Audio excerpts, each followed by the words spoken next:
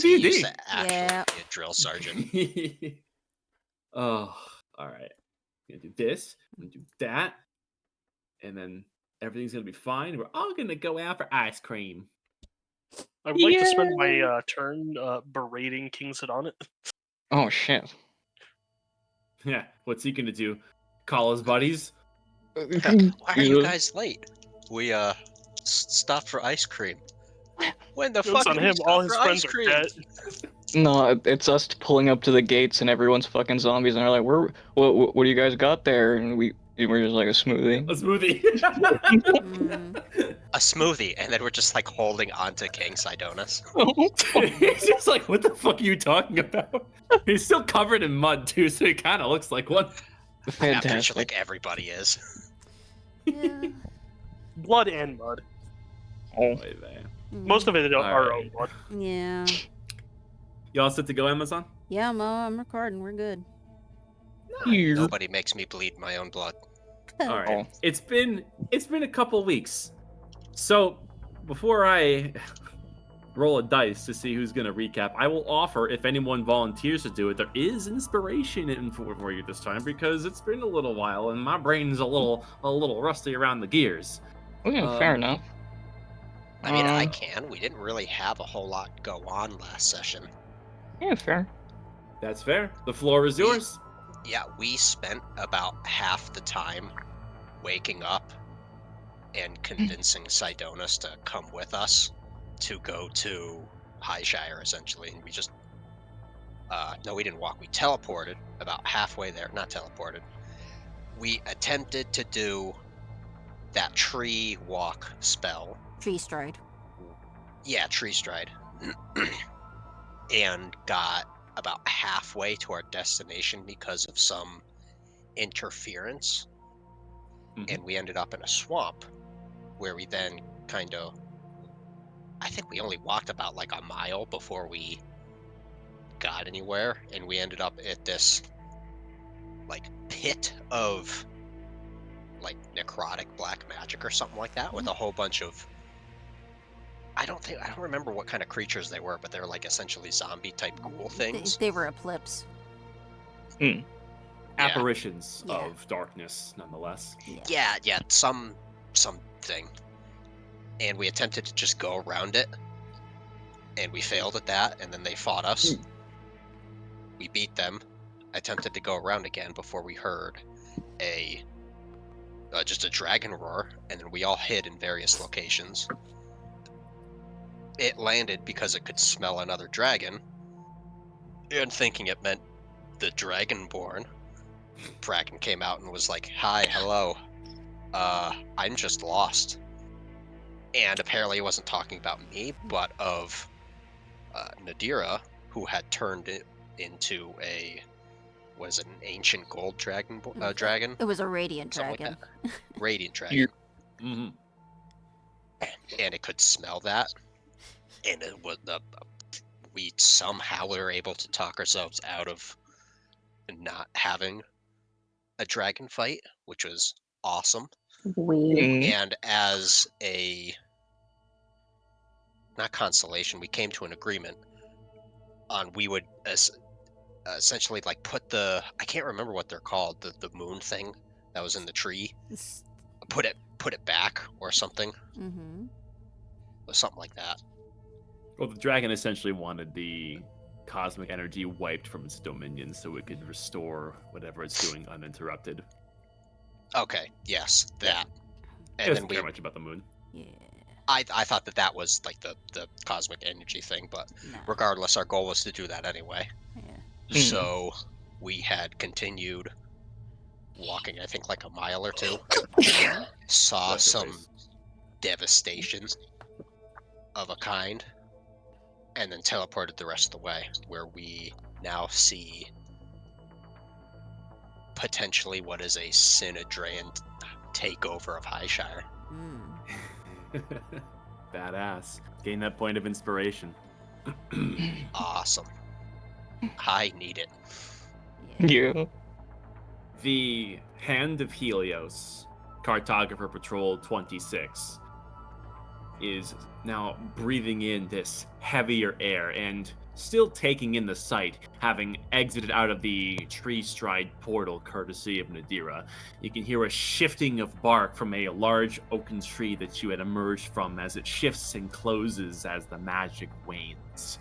And you feel the druidic energy disseminate into the roots, into the soil, as it merges with other, more rotten-looking roots along with it. Taking a look around, you see a mixture of devastation and renewal. And intertwined somewhere in between is the occasional spurt of these strange roots. Taking a look at many buildings in the immediate area, which some are still barely standing after the occupation of the Auroran Dawn, you look to find that there's already clear signs of efforts to rebuild much of the kingdom. Progress appears to be in the works, but much of this renewal underway, you can see interwoven with some of the stonework on these nearby houses. You can see that there are roots that are seemingly reinforcing the once destroyed homes directly surrounding you. It seems like a cooperation between the hands of Highshire and whatever is influencing these Rotwater roots. And looking up over, you can look towards the far side of the pillar to see a large new addition to the skyline. Between the proximity of the pillar, but still in front of the great arcing ring, is the missing stillborn moon, with new roots planted into the mountains, directly highlighting Highshire's northern outward vicinity. And through this heavier air, you can see the occasional green flicker through the air, and you see that floating about in a matter of slow back and forth movements, these emerald embers seem to have almost a mind of their own. And the party stands in the midst of all of it, with Palmerin Sidonis to your side, as he too is looking around with his head on a swivel. He seems just as surprised as you with the state of your home. Cobweb's just sort of fucking gobsmacked. He's just got his hand on his forehead looking at it, because he never even thought, while we were getting rid of the wolves, the fox would raid the hen house. This is crazy. Yeah. Dagny, after sort of lamenting the current state of Highshire, will reach into the bag of holding and pull out the spyglass and look towards the wall and see if there's like any signs of like anybody patrolling near the city. Okay, are you looking towards like the outer walls of the kingdom, or like towards? I assume you're probably just getting a 360. Kind of a dumb question. Go ahead and roll perception with advantage. Gotcha.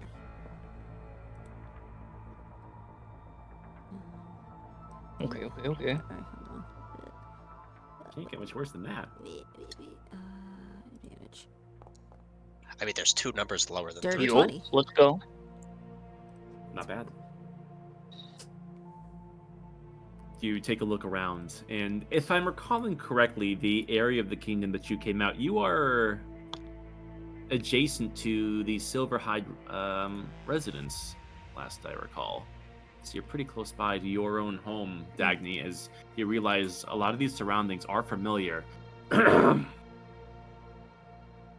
And with you taking out your spyglass while everyone is still taking in the sight, you look towards the outer walls, towards southern Highshire territories.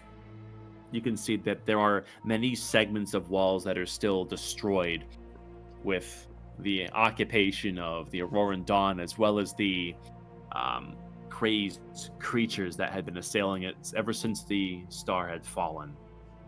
However, there are clear signs of it also being rebuilt. And looking towards the wall itself, you notice movement, as there's these large tree-like appendages actively working and recreating the wall that once was.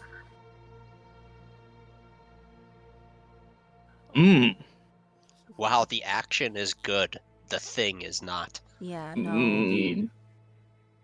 And with you looking towards the nearby settlements, many of them seem to be worse for wear still, but among the few that do show signs of rehabilitation, you do spot a good 150, 200 feet away.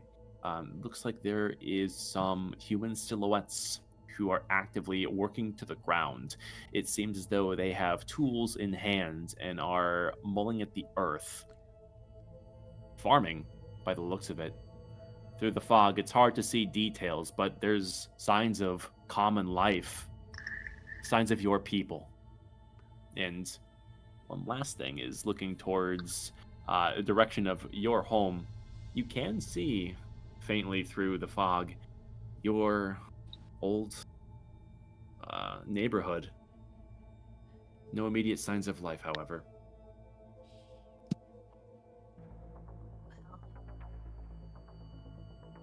The walls are definitely being rebuilt by something. The root system of that moon is very much active. I see human shapes seem to be tilling, it looks like. Possibly doing crops, which would be a genuine surprise. Not much sign of life over near my estate, though. I should have expected that once we had withdrawn that the power vacuum would be filled by that damned lich. We had come to an agreement during our occupation.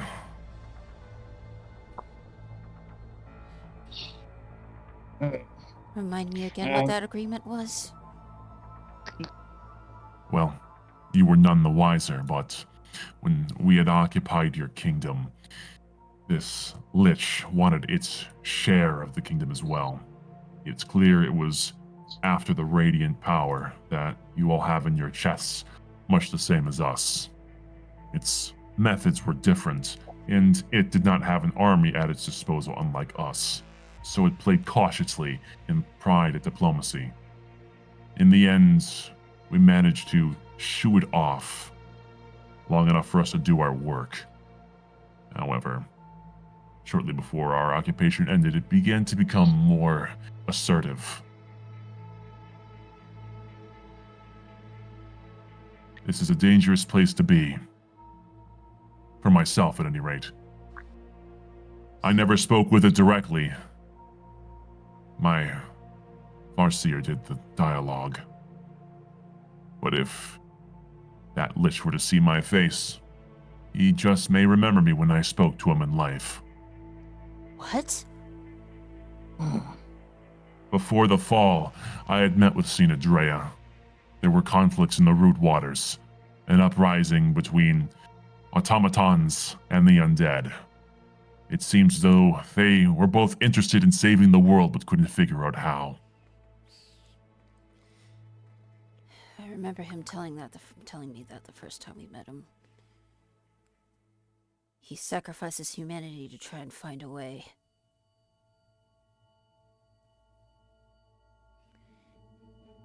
And you, with whatever authority you think you had over this city, just let him have it like it was yours to give. You have a lot to atone for, Palmerin.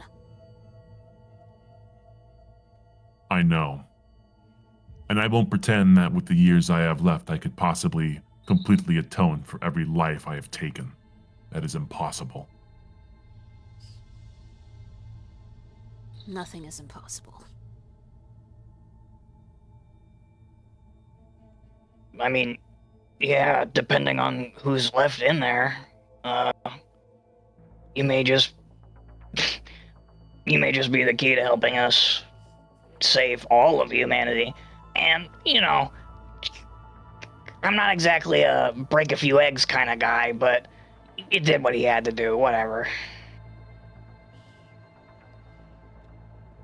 I came here to understand this kingdom, truly. uneven ground. But it seems as though you may have a different path, sorting out what has become of this place.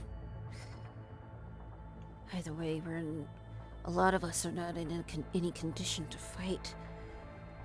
But the longer we rest, the more that Senator may ingrain himself into this city before it's too late. Save anyone. We don't even know how his power affects those that are living inside.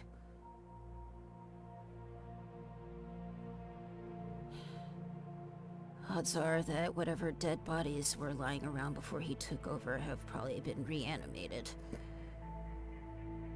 Before we withdrew, we saw the dead rising again, but it wasn't necessarily from the Lich's hand. How do you mean? The Praetor you piloted. It can bring those back from death.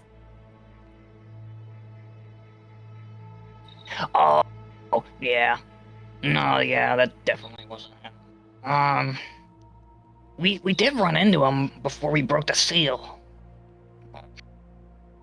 We did. Well, he was patrolling the city. We hid in the cartographer corps at the time. Most of us did.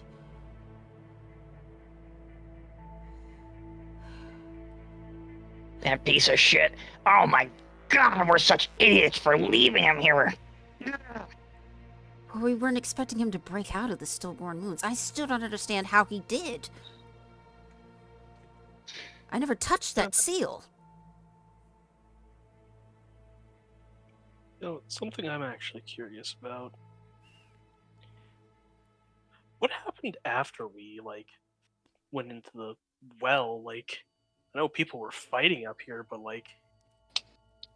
what happened after those short moments when we went into the well? There was a flash. Every ounce of your kingdom was bathed in the ascendant light that you had unsealed. We knew that the power that we sought had been reached, and it wasn't by our own hand. We knew that we had failed. We watched as the divine eminence from your pillar shone brightly as a second sun. And then it seemed to go cold. Just look towards it now. There's not a shred of radiance emanating from it. And I will iterate as you look back up towards the pillar. The soft, radiant emanation that you had always seen coming from this thing is absent. There is a churning green fog that seems to be almost emanating from the stillborn moon, creating something of a shroud that's befallen the kingdom, creating this fog and embers. But the warmth of the pillar is no more.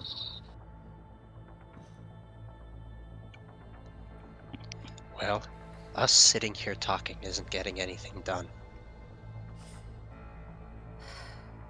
If he is strong enough to essentially take on even a wounded army and insert himself as, the ruler of this kingdom now, we should probably be doing everything in our power to get him out of there so we can talk about, I don't know, peace treaties with your people or something. Don't even know if the city's been closed off because of him. But maybe going towards where the farmers are may give us some sort of clue.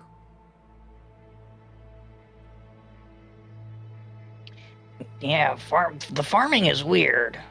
It proves that he hasn't completely cleansed the city of all life. I mean, undead don't really eat. He's got another goal in mind. I mean, I'm sure he does if at any point he finds out we're here and he wants an audience with us. I'm sure he'd be able to regale us with those tales. For now, we need to get a sense of what we're dealing with. I recommend keeping your profile low until you better understand the situation. If the Lich is after the radiance in your chests, he will come for it. Quickly, and likely without mercy. That's a good point. As for myself... And you see him, he casts a spell upon himself, which those inclined recognize this as disguise self. You see as he alters his own appearance. It barely changes. However, you see the symbol upon his eye, the symbol of the Auroran Dawn, begins to dance and shift to nondescript tribal tattoos, more synonymous with a generic Goliath.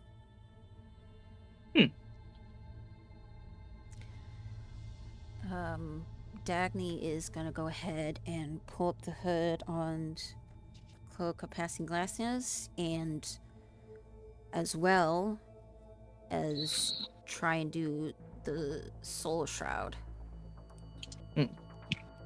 Oh, I see. I believe that requires a stealth check. It does. Go ahead and make that roll. I'll give it a shot too. Why not? Yes, 19. Yeah, I think we all should. Yeah. Might be a good idea. Yeah, right, everybody. Hide. Yes. Quickly hide your soul. Hey, +1 in a dream. Hey. The party in its entirety is successful on shrouding their souls, save for Nadira.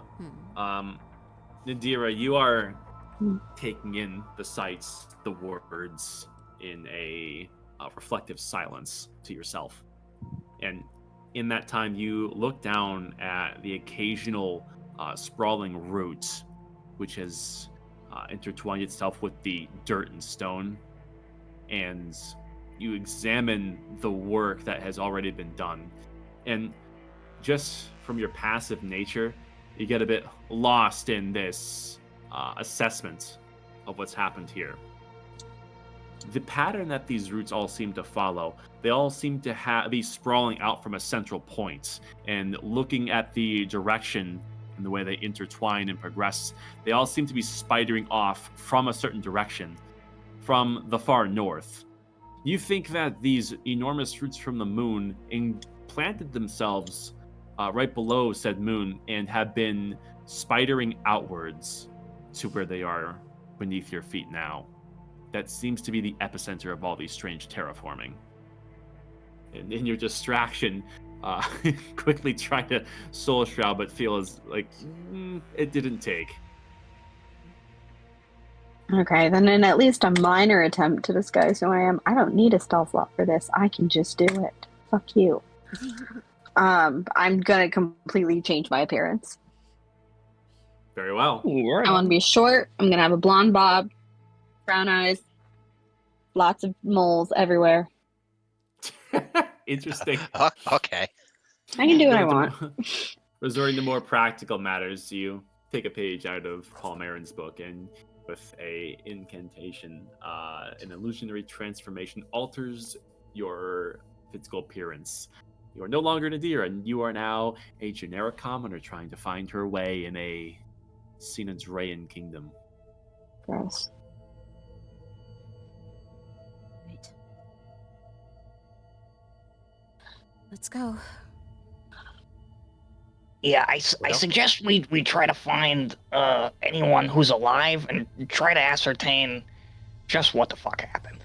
I mean, it's kind of shrouded around here. That's why I think going towards the silhouettes would give us a sense of what we're dealing with. Well, yeah.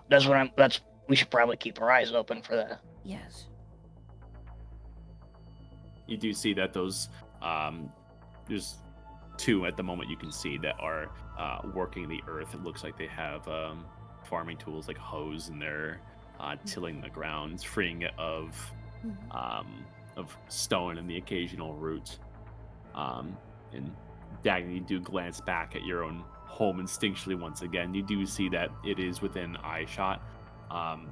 Again, through this time, there's no signs of life there, but it does appear to be somewhat intact. And the landscape is yours to tread.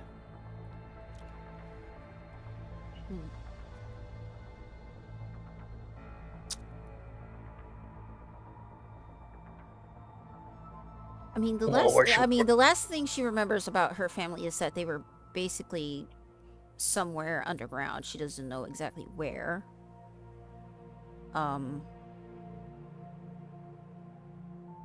So she's just keeping that in her mind to try and cast sending at another point, and we'll start walking towards where the silhouettes with hose are doing their work. Okay. Proceeding with caution, of course. There are the facades of nearby houses, which you can hop between to get a bit closer without being seen outright. And just kind of referencing the stealth check from everyone. Oh, yeah. Easily done. You notice as you move, Palmerin lags behind and eventually comes to something of a stop as you'll progress. And surveying the kingdom, he does call over his own shoulder. I believe my path lies elsewhere for the time being. I wish to see your kingdom alone. What do you... Why do you feel the need to split off right now? He takes a serious stare towards all of you. And he's silent for a moment before giving a shallow shake of the head.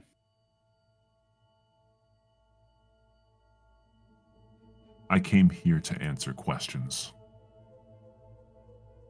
And to sit here alongside the 5 ascendant souls. I feel like my point of view on these questions may be skewed, biased. For those who do not live with heavy sins in their heart, you may not understand. This is the place where I committed them.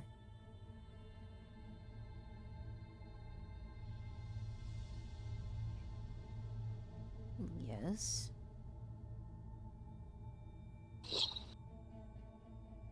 Where are you expecting to go?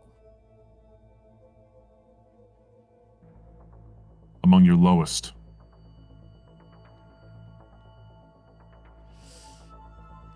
You're most in need.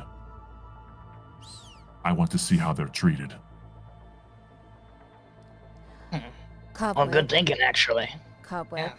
Do you know if there's an Yeah. entrance to the Undershire from here? Well, yeah, if I remember correctly, there should be one on the outside walls. For brevity's sake, you give specifics on how to find such a thing, and he gives a shake of the head. Or a nod, rather. Appreciated. This is not a permanent parting of ways. But I came here for many of my own reasons. Fate had us meet as foes. I don't know what we are now, but in the grander scheme of Helios and humanity, I don't believe our story together is over quite yet. Have faith in the process. Okay. But while you're poking around down there, and he takes out a piece of parchment from his pocket, if you see an ogre shaman down there with a bunch of skulls on him, could you put this on his back real secret like? And it's a piece of paper that says "fat fuck." Really, my lord? Well, yeah. Oh no, I've been getting grief from that piece of shit for a while. Palmerin kind of drops his shoulders for a little bit and kind of just averts his head for a second with a shake and hesitantly takes it without saying anything. Right on.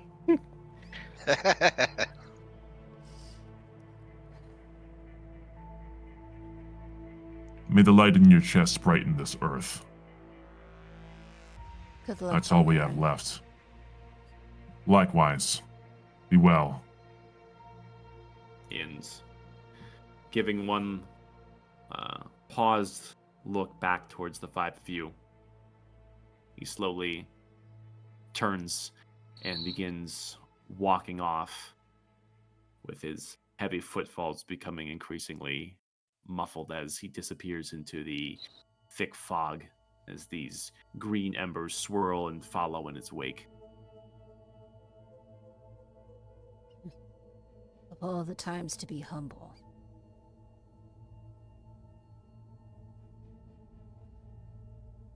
I hope that experience will be very enlightening for him. Certainly was for me.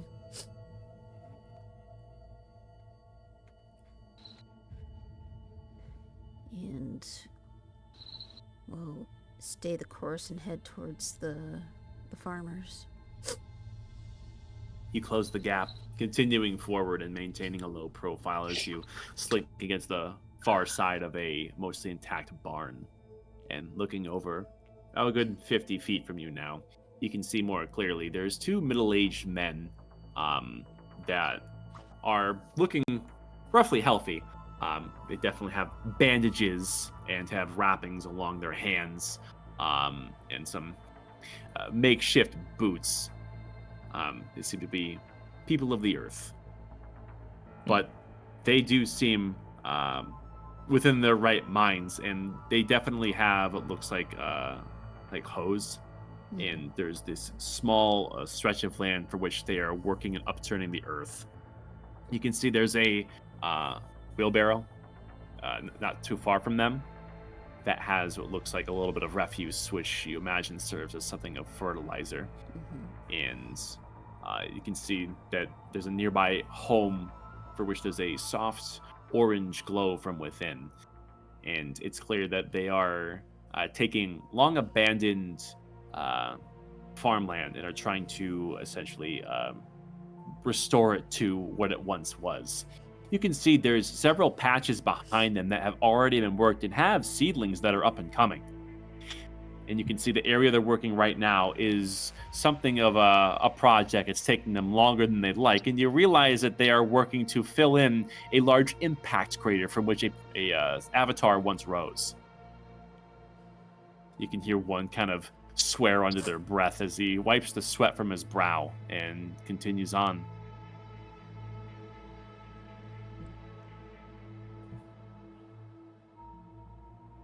Okay, point infrastructure for Synedrea. That's fine. Okay.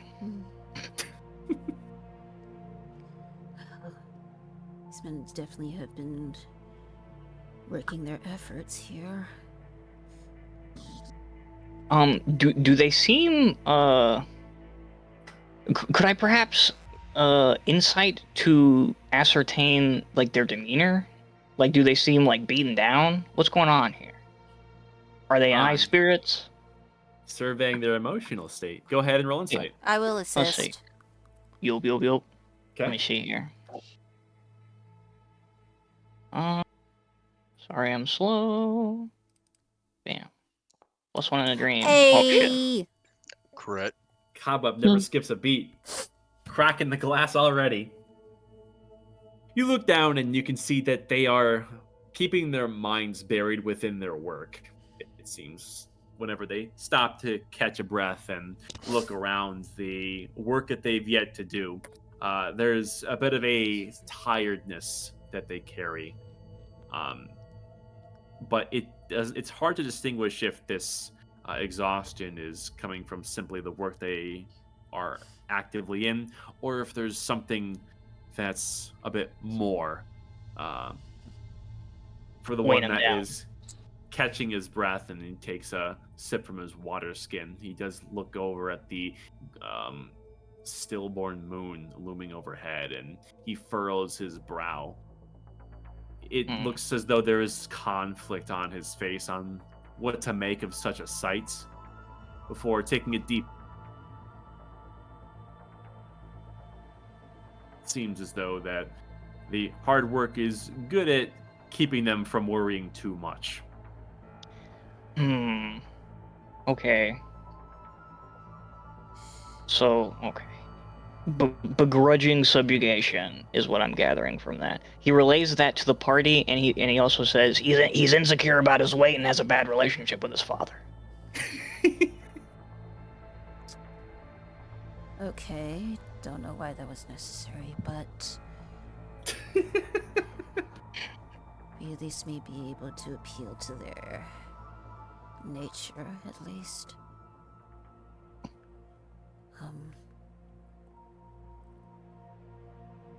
Not sure how they'll feel about us approaching them. Just coming out of the fog. They may be standoffish when we approach them, but I mean, we don't have to approach them. I suppose. I mean, at the very least, we don't need to approach them all at once. Fair. That would be kind of, yeah. Insane. Well, I mean, if a bunch of freaks walked out of the forest and started walking up on me, I'd think I was getting gang pressed. Well, we have to be near a gate if there's fields being tended to, or at least attempted to be tilled. I have a question. How thick is this fog? Because obviously, Dagny was able to like use a spyglass and see to the wall and everything. But if I say it's like, inconsistent and it wanes. Okay. Dagny's area is terribly far away from the edge. It seems as though because the wall that she was looking at was kind of towards the south part of the kingdom, and it seems that this fog veil with the embers, this shroud, is more highly concentrated as you look north. So towards the center of the kingdom, and even further up towards the edge, toward the great roots are over here. That's where it's at its thickest. So looking in that direction is worse. Looking south is more thin. Okay, so like in our area, if I like fly up like 50 feet or whatever, I'll still be able to see the group. Yeah, and you can see for a good couple of miles too.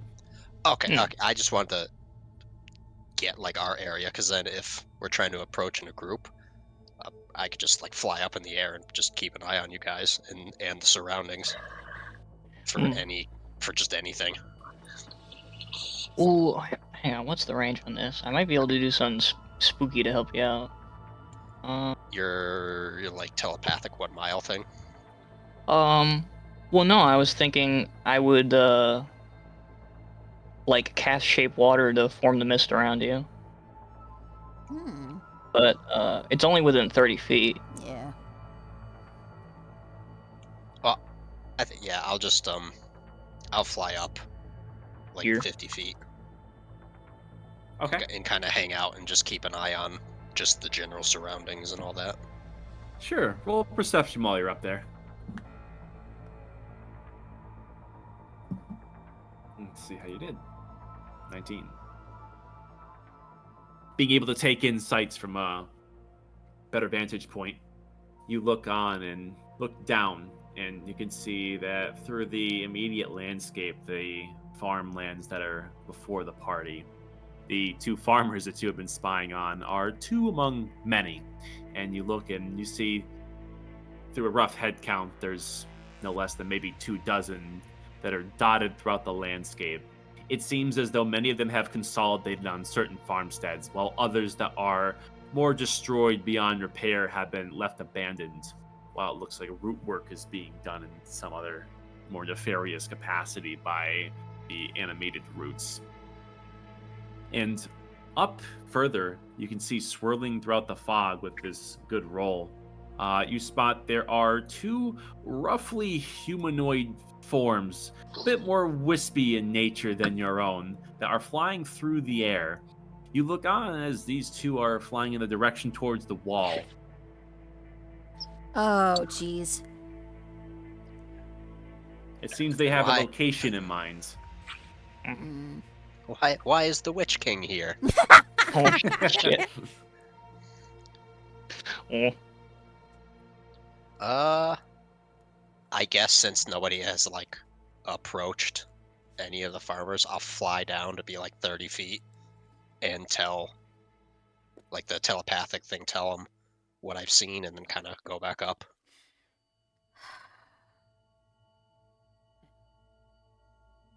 Does have some undead in there after all.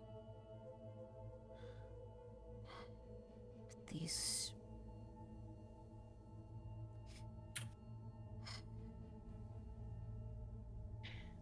I mean, do we dare approach the wall right now? We don't. Well, from what we can see, there seems to be a tentative sort of peace. I think our job right now is to define whether or not that was earned or taken, because that sort of affects how we proceed.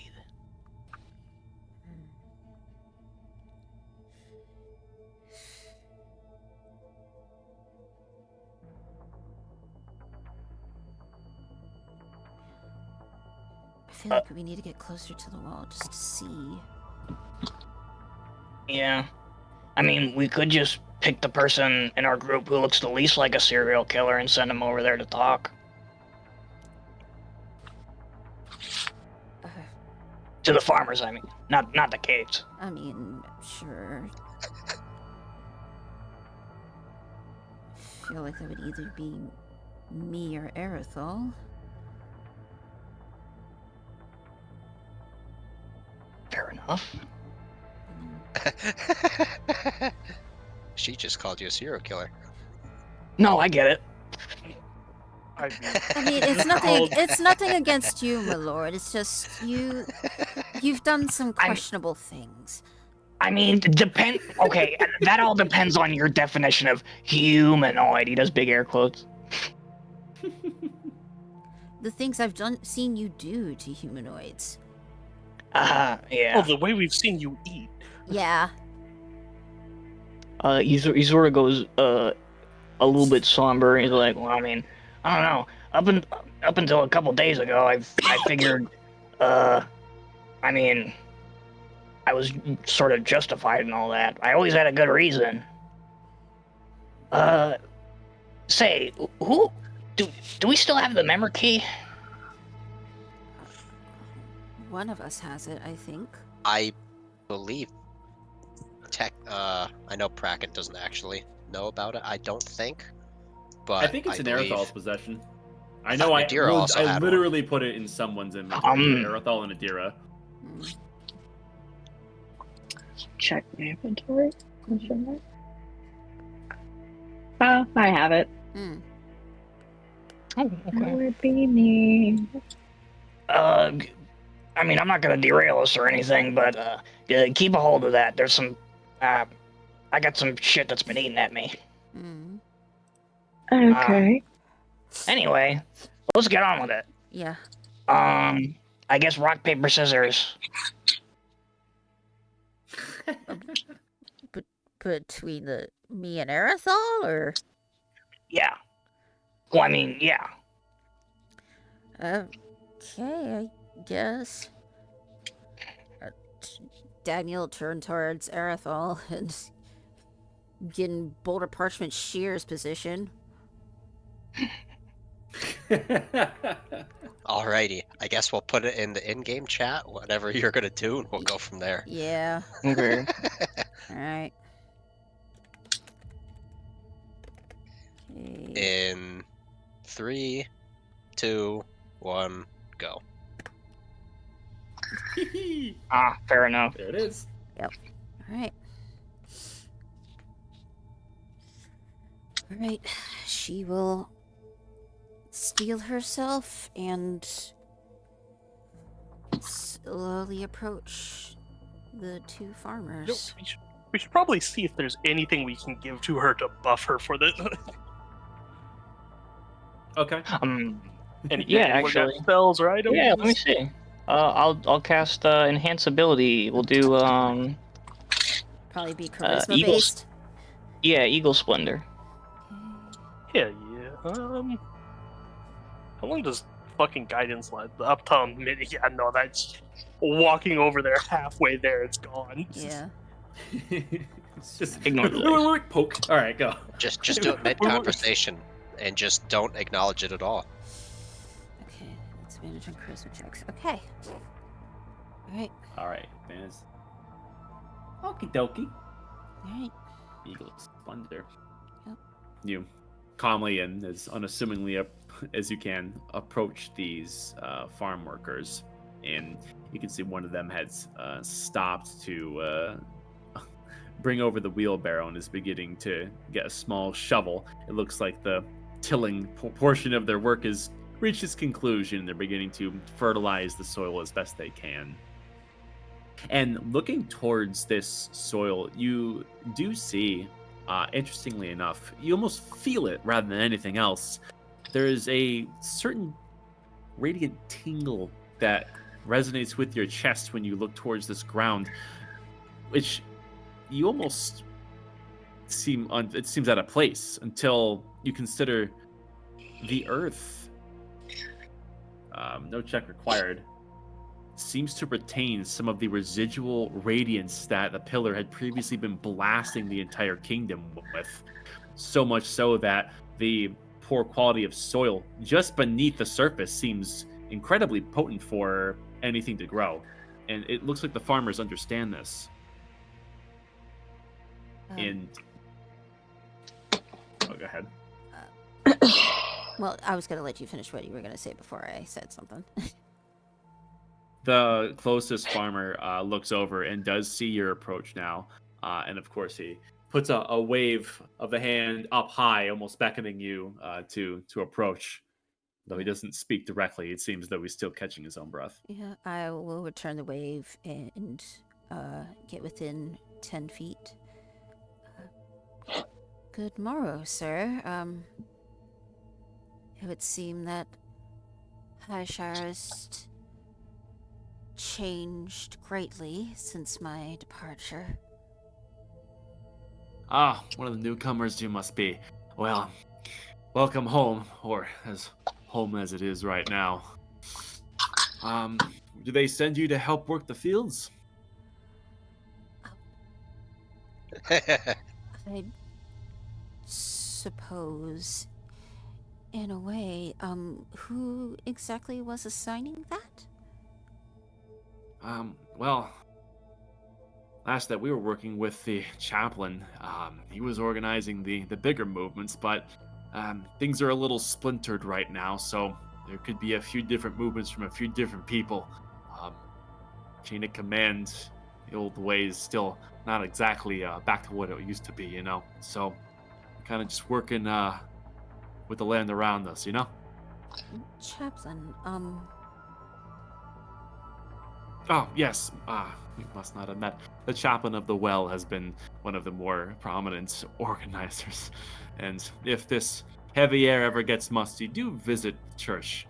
It seems to be free from all of this green funk. Has anyone been allowed into the city at all? Well, I haven't really gone that way, but I hear the tensions are kind of high over there.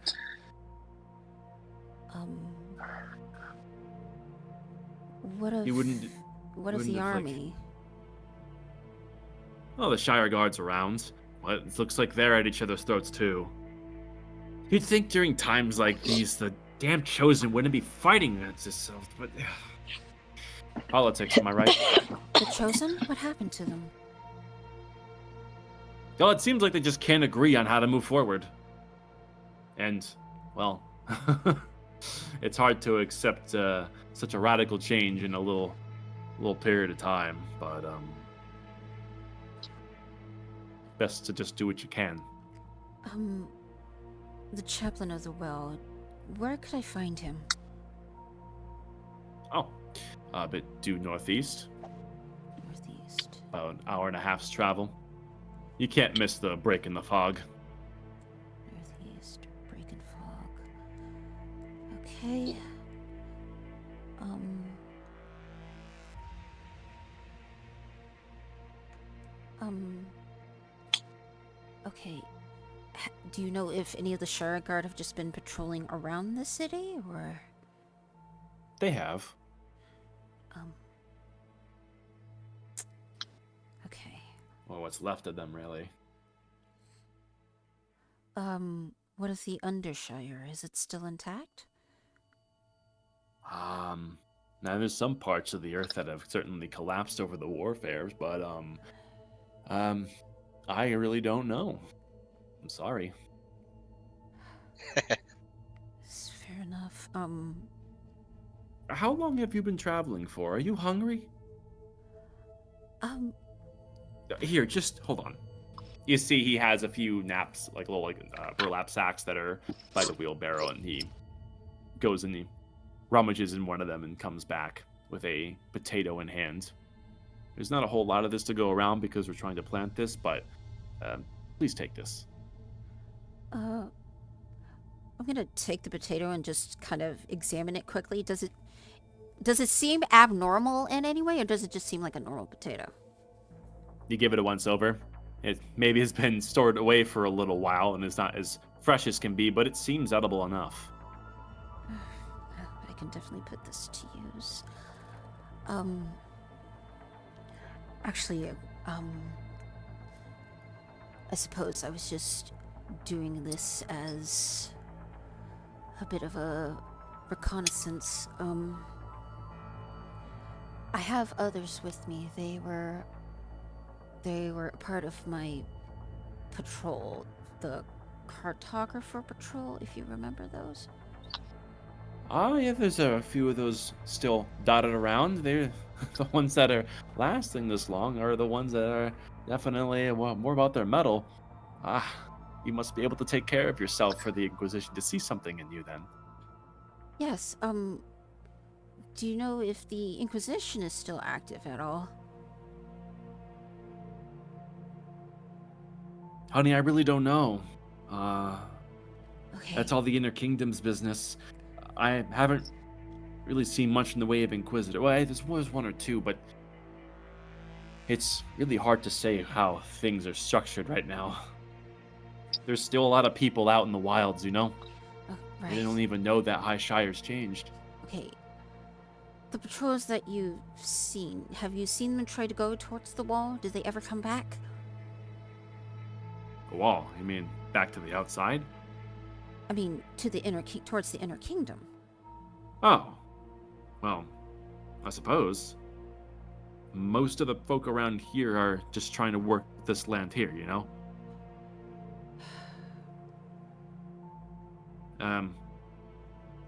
Most of the people who go in that direction are trying to give probably one of the chosen a piece of their mind, but try to stay away from that. Right. Well, you've given me much to mull over, but do you think the Chaplain of the Well would be able to give me more information about what's going on, at least around the wall of the Inner Kingdom? If anybody's been trying to get in, if there even is a way to get in? He would know. He's a good man. Okay. And just out of curiosity, you and those of you that are working this land haven't run into or caught sight of any undead patrolling around? They're around. But part of the organization with whatever's controlling all of them just seem to be on somewhat friendly terms with us. They aren't trying to bite into our arms or anything like that, but I still wouldn't trust them as far as I can throw them. But the security that they offer is something, if you can call it security.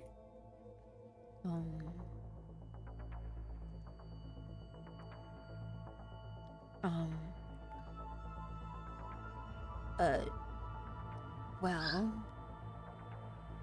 since that, and she points towards the still moon, entrenched itself into the ground. Have there been any disturbances of auric energy from the rings? It's been kind of all over the place. Yeah. I don't know much about that, but it just seems like all the colorful magic up there has just gotten angrier. Right. Though from the past, couple hours, it's been surprisingly calm.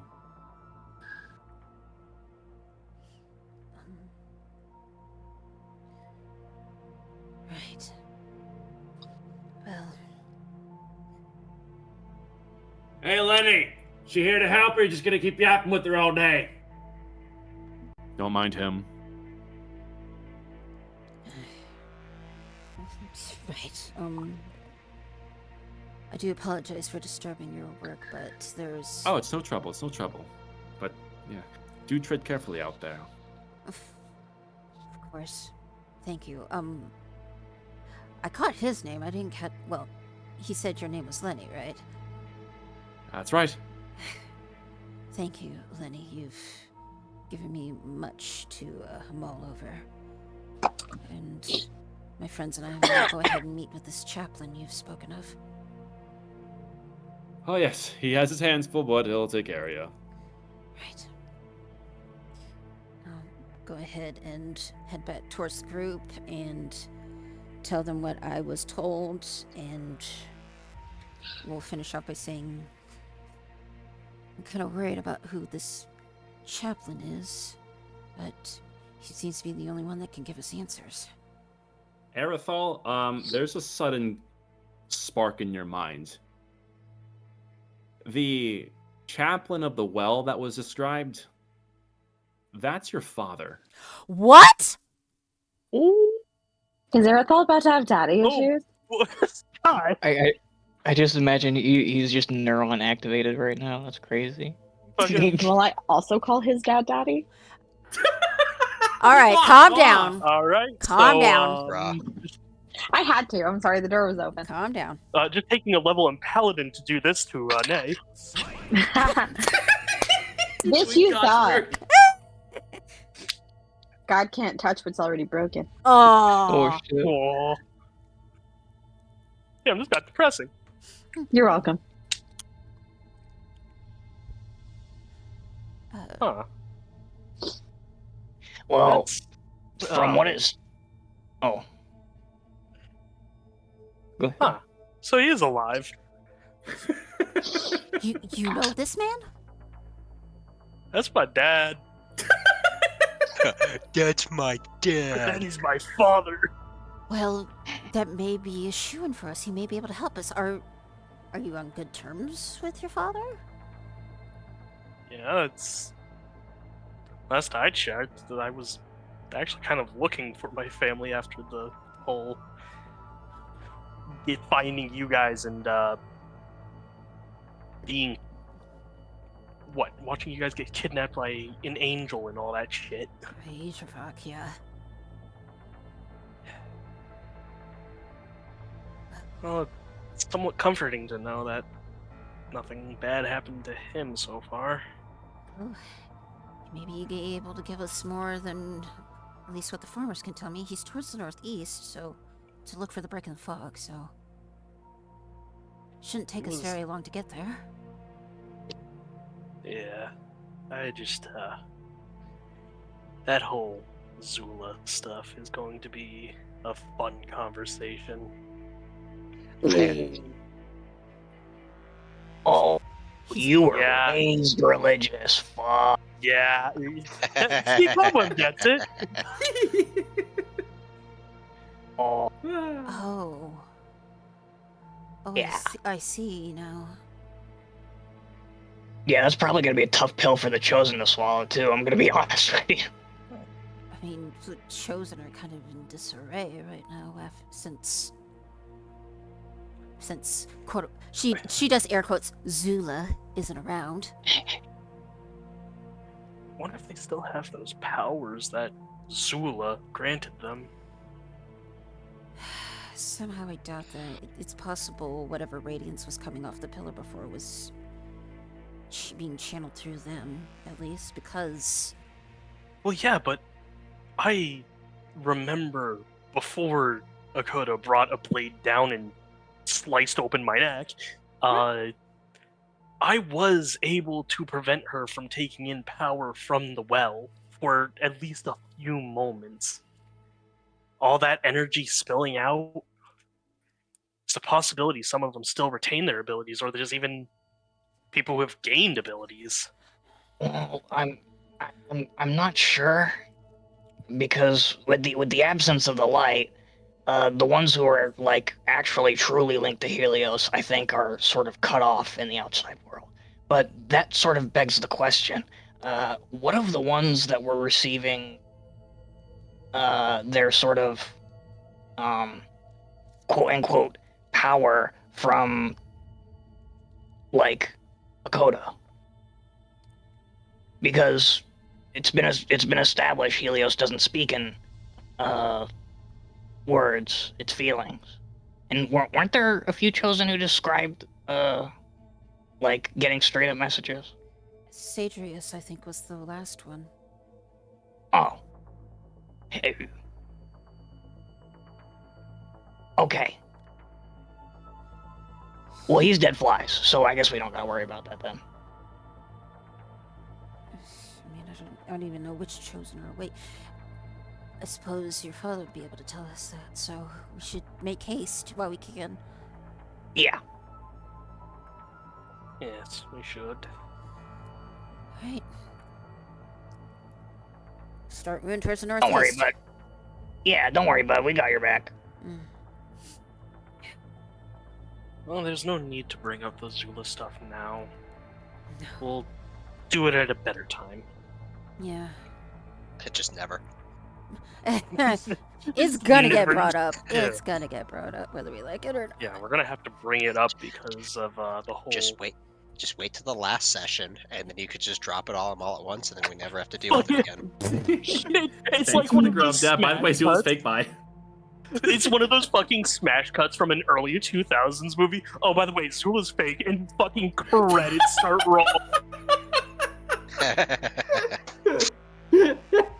Fuck off. You just Fucking put your shitpost. thumb on his forehead, and it's like downloading the entire B movie script, but it's just everything about Zula being fake. No. Oh my god. But I guess if they're gonna start moving towards it, Kraken will just keep flying and wait till a non-populated area for him to just land, so that they don't think another invasion's happening. Yeah. I see. All right. And with that, I presume the party is heading in the northeast direction, looking for the break in the fog to find the Church of the Well. Yes. Very well. No pun intended. God damn it. Well, well, well. Oh we have well. Kraken, something Uh-oh. interesting you notice as you take something of a point, having your aerial advantage. You look and can see there's something of a small town center congregation that seems to be the center of all of these little homesteads where these farmlands are being tended to. You can see that there's a small central fire that has been ignited. This fire is of a brilliant green hue, and looking towards the center, it does seem like it is somewhat swept up and restored to a regular working condition, despite the still clear signs of damage on many of the buildings.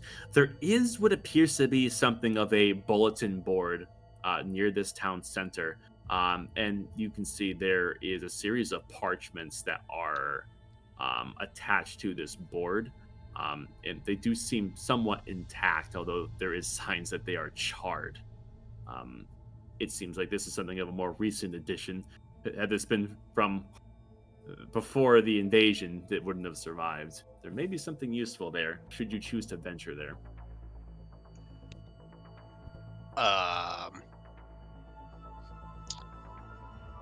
I guess Kraken will let the gang know about that. Mm-hmm.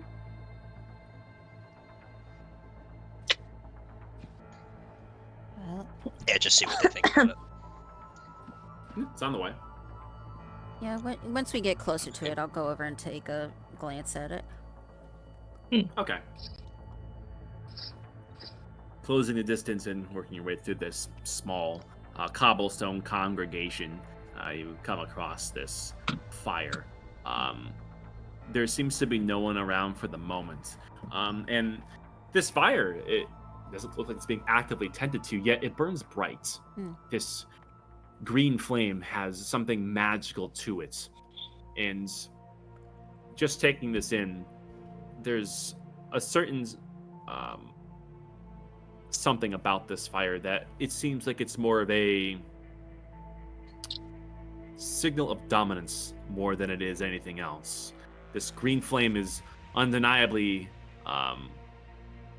synonymous with the ones from Sina Drea himself. However, there's no one around to give any clues as to anything further. These green embers are shooting off from this fire and are spilling into the air. It seems to be something that's supplying it. And looking over towards this board, having closed the gap, you look and you can see that there are dozens upon dozens of parchments that are sketches, missing posters. And there seems to be a kind of like a higher beam, and carved into it is the symbol of Highshire as well as that of the Inquisition. And you look and see that there is a series of parchments that have a wax seal to them. These ones up top have caught some of the green embers and are actively and slowly burning away to nothing, but there's still enough of them intact to take a closer look. There are 6 of these parchments, and 5 of them are all of your faces. Save for Praken, of course, and place of that, of course, is your old pal, whose name escapes me. I'll pull the one that has my Jax. face on it. What does it say? Yeah, Jacksville. You look and you see your own face staring back at you, and you brush off a few of the embers. It says, "Missing in action, Dagny Silverhide." The symbol of Highshire stamped upon the pages. There seems to be information that was towards the bottom of this page, but it is, of course, burned away with the embers that have been eating away at it. It seems like there's a clear effort to find you, to find all of you. Okay, so... You said... No, go ahead. You said there were 5. You said there were 6 of them, but only 5 are like the group, and then Yes. Jackstall. Who's the 6th one? You look. What? Yeah, who's Yeah. the 6th? You look over towards the one furthest to the right to see that it is being actively eaten away at the flames as the 6th figure stares at you. I'll let that one burn.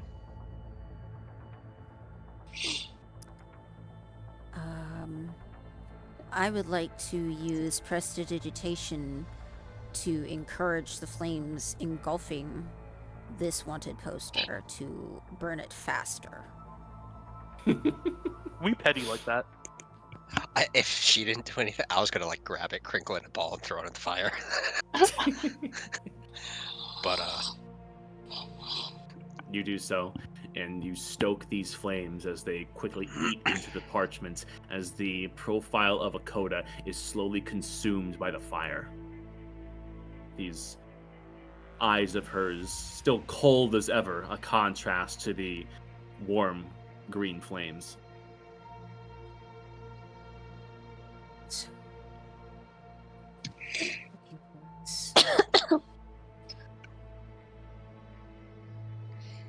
this is gonna be a dumb question, but is there like a reward for like if found on any of them?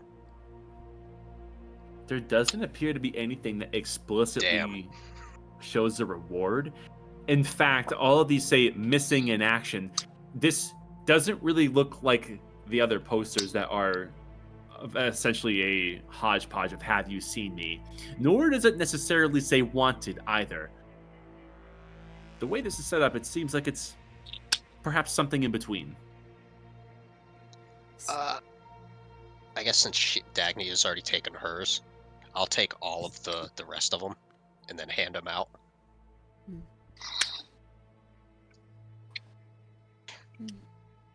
Well, I guess That this sounds is. wrong. I guess this is our ticket past all the bureaucracy. I guess. I suppose, yeah. You know, there's a big difference between me and mine now. Same with mine. Well, that'll help you staying incognito for the time being. That one that you burned away, though, that gives me a feeling that maybe Akoda was trapped under there with us, too, before. Well, she's certainly trapped now. Well, yeah, they wouldn't have any idea that she's a treacherous, horrendous, and he goes on for 10 more minutes, cunt. Okay, well, Yeah, I would just, after, like, he gets to, like, 10 words in about describing her, I would just smack the back of his head. Okay, I get it. But you get my point, okay? Yes. it gives us a point that we're also up here, have a chance to get a step ahead of her. Yes. Well, she's up here too, isn't she? No. No, She she's came still through. down there, remember? I thought she came through the portal with us. They didn't kick her No. out before we No, left. they left her in the city. Oh, that's right, yeah. That's just poor memory on my part. Yeah. You know, that does worry me about those, that graveyard of Heliosic angels. Yeah. So, and she might infest them with cosmic energy. If she finds a way. I imagine she Well, tried to influence those that are hearing her word to her advantage. Stonos is gonna have a hell of a time trying to convince his people otherwise. I mean, they'll figure it out soon enough, so. Well, the sooner we meet your higher ups, because it sounds like the guard is still, like your people are still here, in somewhat of a position of power, even if it's less than the Lich. Yeah.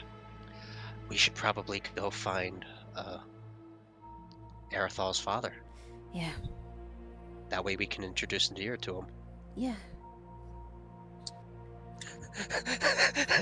Okay. All right. And I'm with not that- humoring you with a response, you asshole. Right. Okay, you said you were interested. It's funny when I do it. Yeah. With that, the party continues in the direction bound towards the Church of the Well.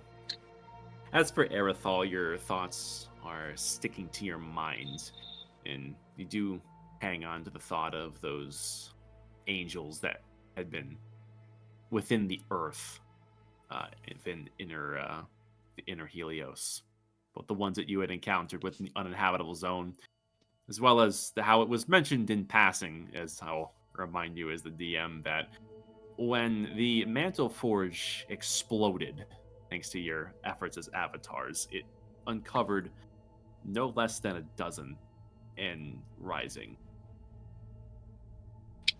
Akoda heard that, and it's as if her understanding of Helios suddenly shifted. You'd never seen surprise on her face like that before. As if everything that she had been carefully putting into motion suddenly didn't matter.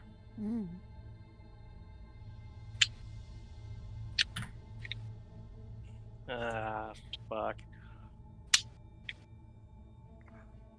I am Nevertheless, concerned. I mean. nevertheless.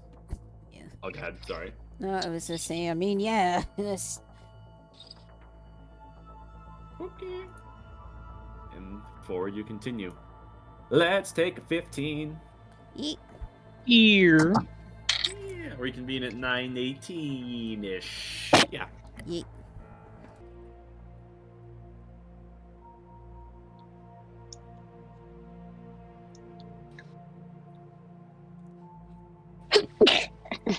Shut. Ruffo. You shut up. I know where you live.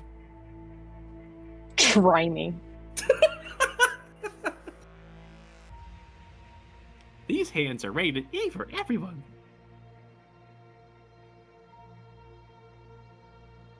Rated F for fuck around and find out. Mm-hmm. Fafo. Whew, how we feeling? Everyone here? Yeah, I'm back. I'm here. Yo. Hello, how is ready, everyone? I'm ready. I'm ready. I'm ready. I'm ready. No, you ain't. No, you ain't. All right. Oh, fuck. All right, hold on. Let me repair something real quick.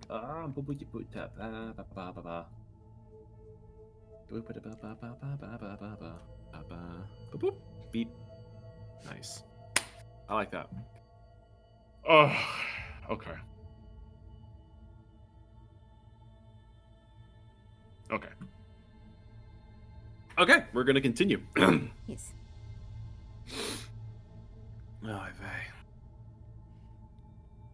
With everyone turning their attention away from the long. God damn it!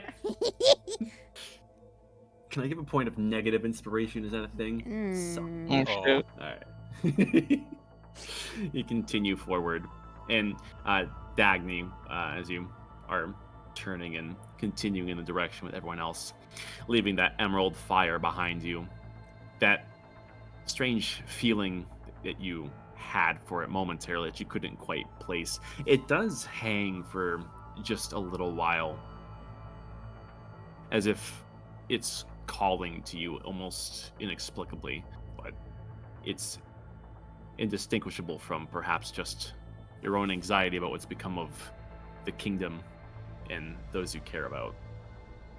You pause for just a moment and look up towards the stillborn moon once again, hanging on to this feeling, and you can't help but see some iconography, seeing a white sclera with a stillborn moon iris and a reptilian slit almost formed by these three large objects as if to create a giant eye watching over you. You feel unnerved by this feeling compounding this strange line of thought in your head.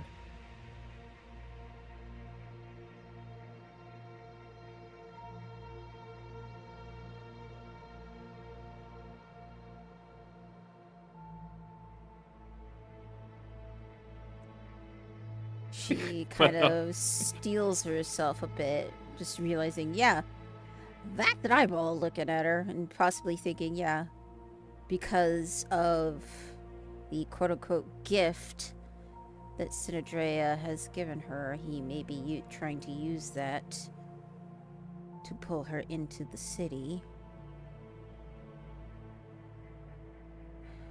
And realizing that, looking to the superficial eye, she will flip at the bird. You raise Hell a yeah. defiant finger towards this iconography before catching up with the rest of the group. Yep. As everyone else proceeds forward.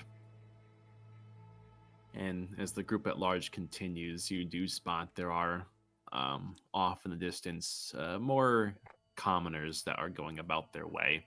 You can see that there's a wagon filled with stone that's being transported to a few nearby destroyed buildings where there's about a half dozen figures moving through this thinning mist, trying to do their part to reconstruct what was destroyed by war.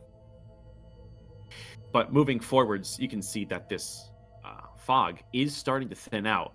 And looking ahead, you can see what looks like a pocket of much clearer air. And these green embers do seem to thin out as the way ahead seems a bit more pleasant to tread. What kind of that? Oh, I guess so. And continuing forwards, you can see there's many people up ahead. There's silhouettes of wagons and tents. There's some concentration of what looks like a area of safety and community. Mm-hmm. And as this larger building in the center of this congregation becomes clearer, this heavier fog is left behind for air that's simply more refreshing to breathe.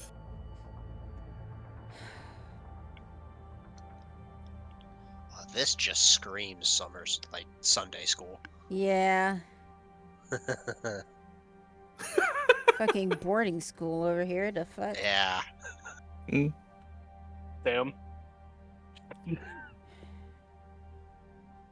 Picturesque.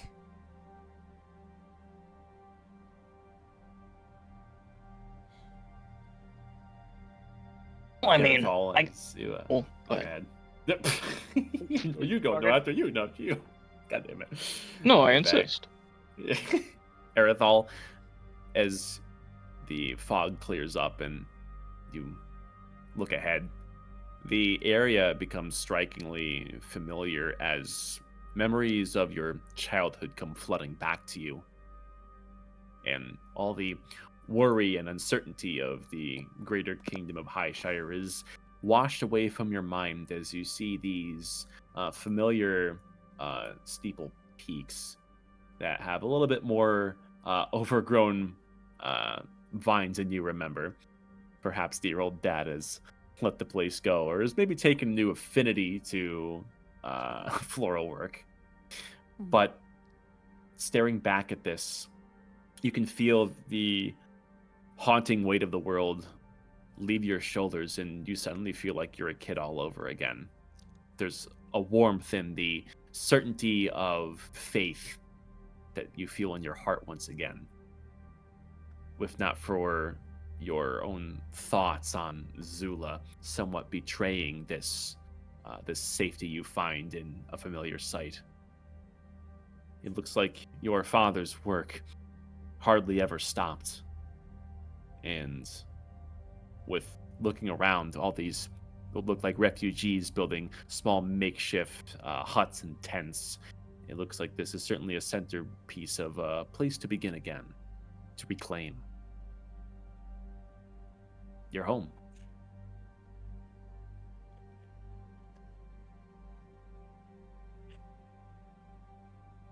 This is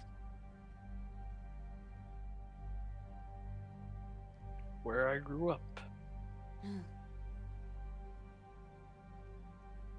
You alright, bud? You look a little misty-eyed. I'm good. I just Well, seems I'm not the only one who lived a somewhat sheltered life. fair enough, I guess. Used to clean up pews and look after the place when I was younger. Get in the little cracks Dad couldn't really get into when I was younger.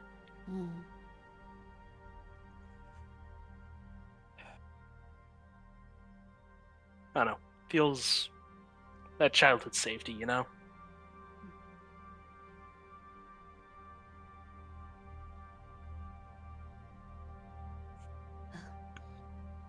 Well, who's going to knock? Well, I think it's only appropriate that the prodigal son. Damn it, you stole my line! Ah! Sorry. Fucker.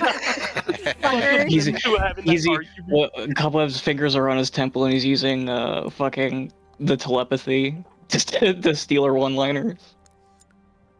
I looked into your thoughts and stole your one-liner. Sorry. I suppose it should only be right that I do it. Yeah. Okay, now I'm thinking about the last time I actually talked with him. Didn't part on greatest terms. Well.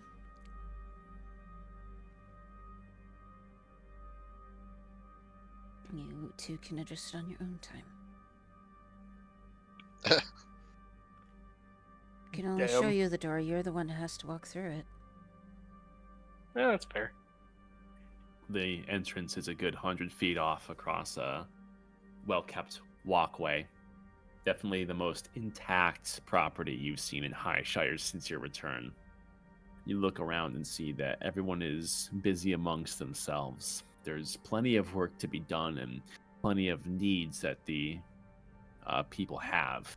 And seeing there are small companies of what you can now recognize as the Shire Guard doing their part to make ends meet and enforce the safety of this place from who knows what. And as the party does approach, there's a few that are about their way who look over to you and kind of do something of a double take. And most people will look on at you and then away, but every once in a while you see someone whose stare hangs on the five of you as if they're almost not sure what they're seeing. There's a certain presence that you seem to have with these people, even with you just showing up. And Erithal, with your good passive and being quite acclimated to this place, everyone sees this really, but Erithal, this strikes you first. There is a small cemetery that's to the side of the building here. And what you notice is it appears that there is a detachment of the Shire Guard that are actively keeping sentry over the graves. But what's interesting further is these are not regular Shire Guard, nor do they even appear to be Shire Guard elite. They are something else entirely that you've never seen before. They're new.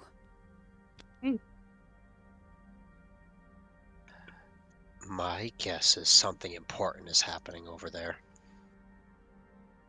I'm sure the chaplain would be able to answer that for us. He should be able to.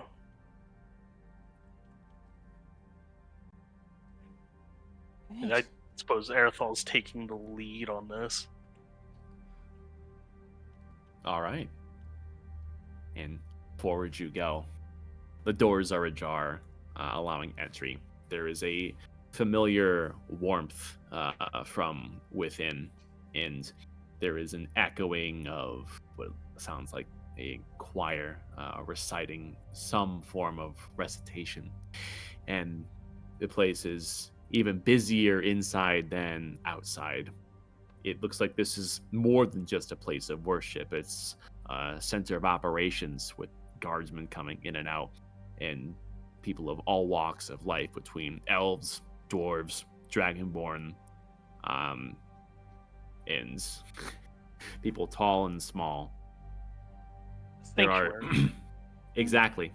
There are a group of children that are fighting over who gets the next turn with their stuffed animal. Meanwhile, there seems to be two teenage boys who are arguing for whose turn it was to collect firewood, and a detachment of Shire Guard just stood at attention as it looks like their captain is issuing patrol routes for the coming day. It's full of life. And this is the most at home to a true Highshire, the way it should be, that all of you feel. That is for those who are native here.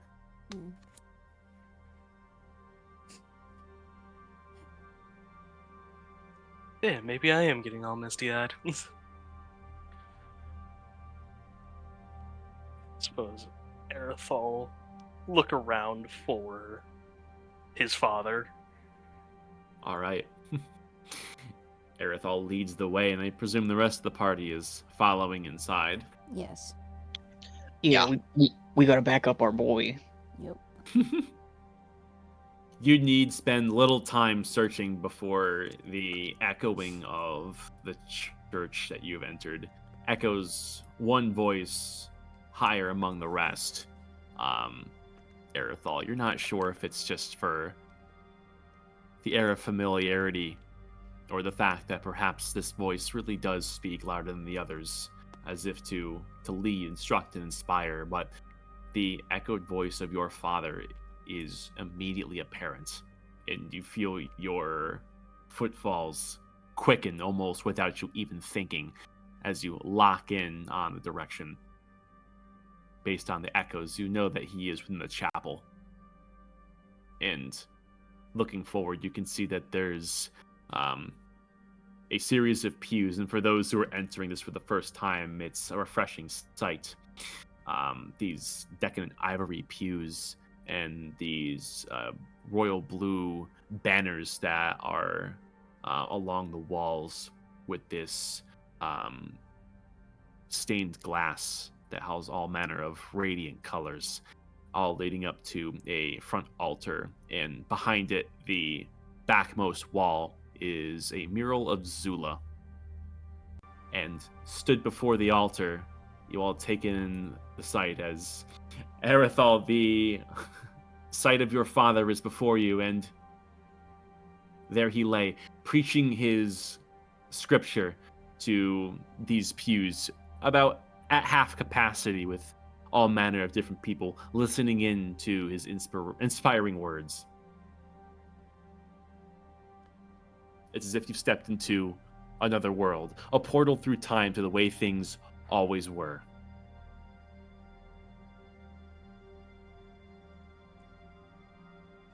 I think right now there's just someone he was searching for a while, and seeing them in, for the times we live in now, in relatively good health. Just a smile while he listens for a moment longer.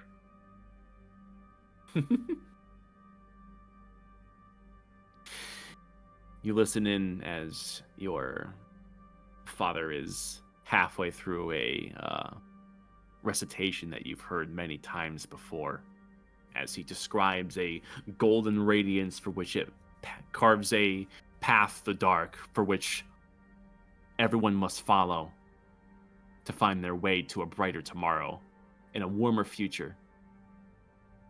And you feel like these words are reciting themselves in your head just as much as your father is echoing them through these halls. And everyone does feel a certain peace in the cadence of his voice. And as he's speaking and addressing the crowd, he is holding this golden chalice that he is displaying to the crowd as he sweeps his eyes from one side of the pews to the other and then back again before he stops very abruptly about halfway through, as all of you are essentially in the center aisle, having not sought yourself to a seat yet. And Erethal, with you at the front of the party,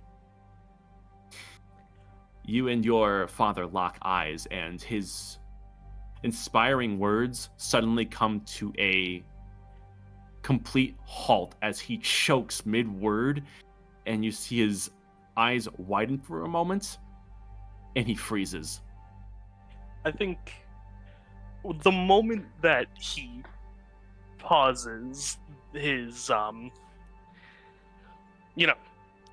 preaching, essentially, I think Erethal will pick up directly from memory where his father was, and just walking towards him. Damn. Wow! Oh my god! Gain a point of inspiration. Attitude. It's so big. Mm. No check needed. You carry on the message that he recited, to follow Zula's example, to be a better person, to be Zula in your own right. Each and every person must become warmer for a kind of improving here, for humanity to have a way to move forwards after so much has befallen humanity. I'm paraphrasing, of course, but you've finished this as you close the gap and as you conclude the message that he had began to recite. All of these pews, everyone in them, are turning over their shoulder and looking towards you and the rest of the party as well. And there's a series of gasps that can be collectively heard echoing through these halls. And as you finish your father's message, Erethal, You see there's a trembling in his hands as his golden chalice slips from his fingers and clambers loudly onto the ground as its contents spill onto the rug below. And he, with wide eyes, looks towards you and gathers the constitution to speak once again. Son, you've come home.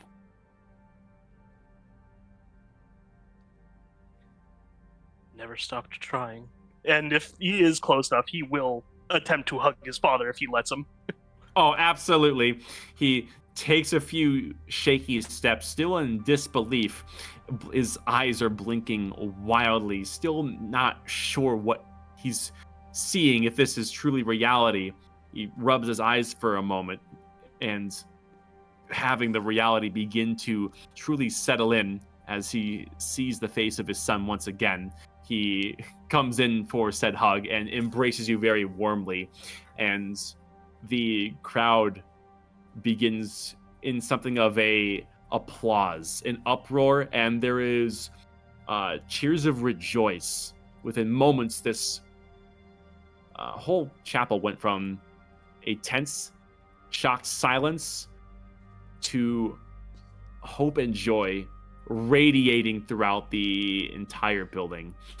And for the rest of the party, you look behind, you can see there's plenty of people filing in to see what is going on before they too realize who has walked into this this session. Mm.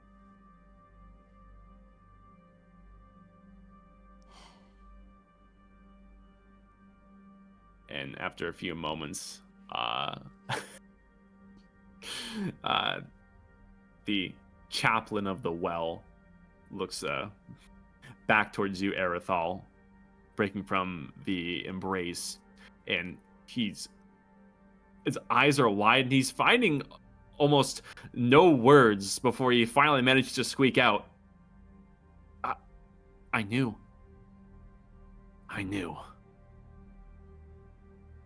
We all knew that you'd return. We knew your mission. We heard what you did. Tell me, how are you? It's been one hell of a ride. Met some new friends. I see that. Hello, friends. Might I have your names? Dagny feels very comfortable enough to go ahead and take off the hood of Cloak of Passing Glances and will formally introduce herself.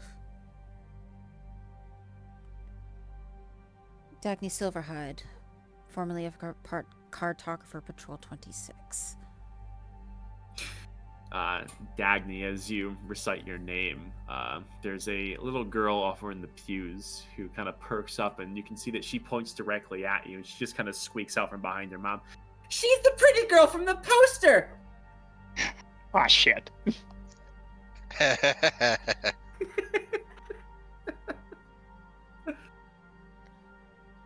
Oh.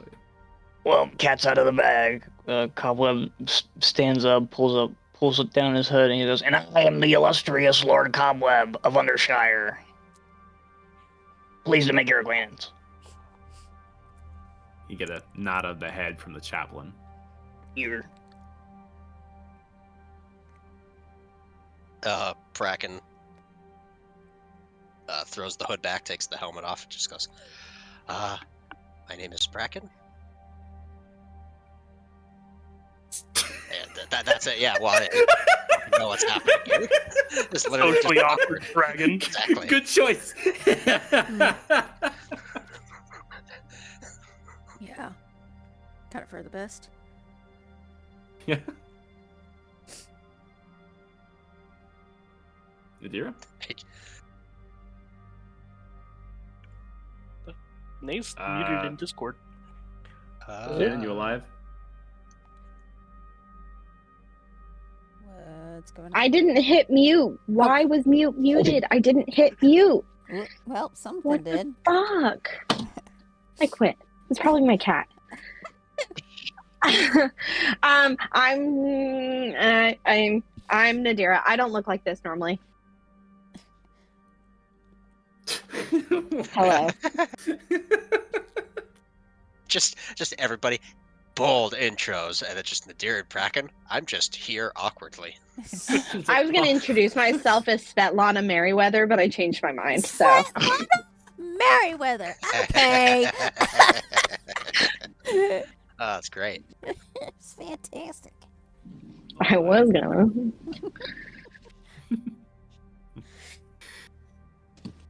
The chaplain gives a welcoming bow of the head to each of you, and there's an uproar from the crowd as they seemingly rise from their seats, and there's tons of questions that suddenly fill the room. Suddenly asking, what's up with the pillar? And what happened to the Starfallen? And you're the ones that had the core thing, right? And like there's a cacophony of questions that go slowly from this joyous air to something like frantic answers that they are seeking. And the chapel is quickly erupting into chaos as you're starting to get mobbed a bit. Oh shit. Yeah, this might have been. No, I would you fully all be condone the kind- chaos. Okay. Would you all be kind enough to back away so that these two can enjoy their reunion? Your kind words are somewhat lost in the sea of nonsense before the chaplain, having seemingly lost control of his congregation, raises two hands which emanate this radiant light, and there's a loud shine that echoes through the chapel, once again regaining control. Everyone,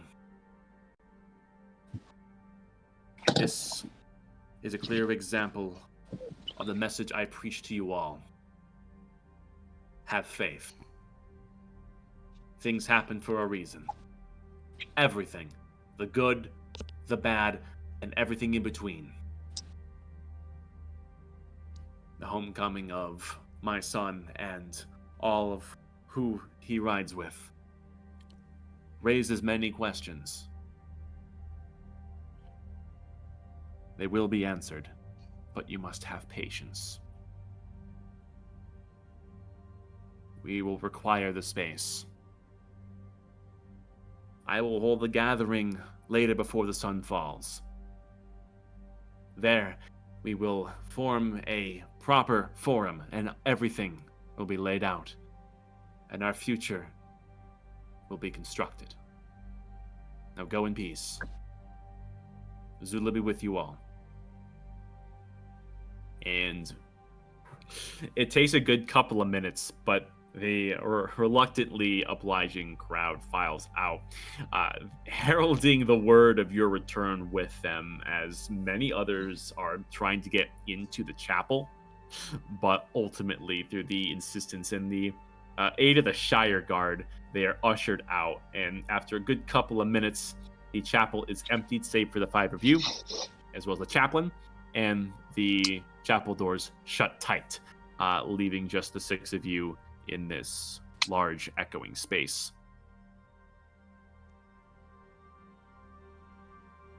And with that, the chaplain walks over and, using some prestidigitation, he begins to light many tall candles, adding an extra touch of radiance to the already decadent area you're in.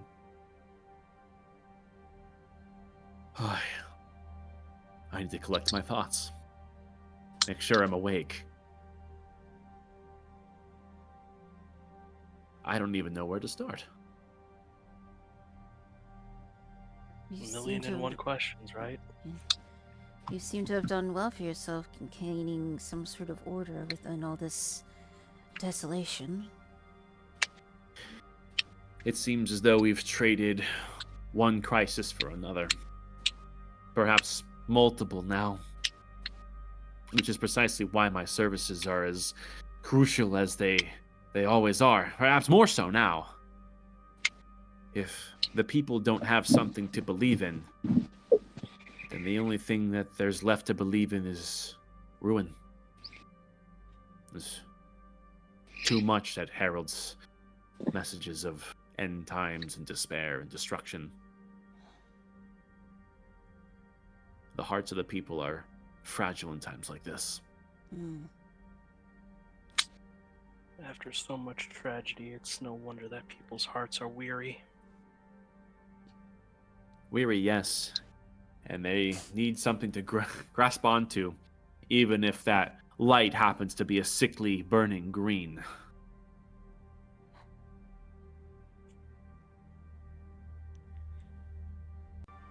We had some questions answered outside of the... Was it outside the gates? Yeah, basically I think we're outside the wall in the farmlands, yeah. We're still Yeah. outside Yeah. the inner circle, so... Yeah. Back in the farmlands, we had a few questions answered, but I'm sure we have quite a few more now. I suppose I can provide some answers. I have many questions for you. Many questions. All of our people here have many questions, but let's take things one at a time. Yeah. I'd be beside myself to not let you have the floor first. Thank you. Please ask away. If you guys wouldn't mind me asking a personal question first. Go ahead. Oh no, fire away. Erthal will look towards his father.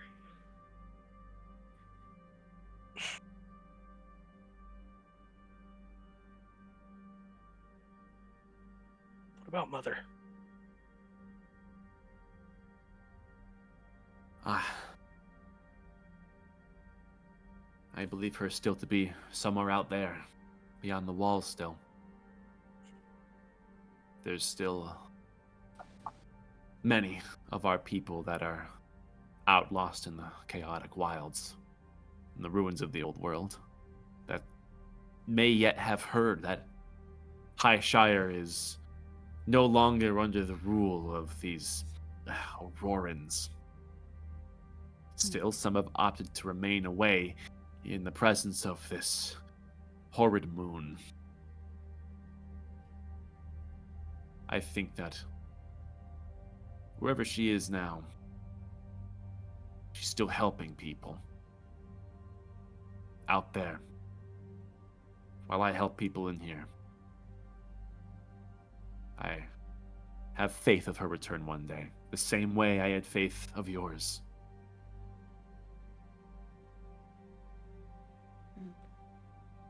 Erthal will nod. I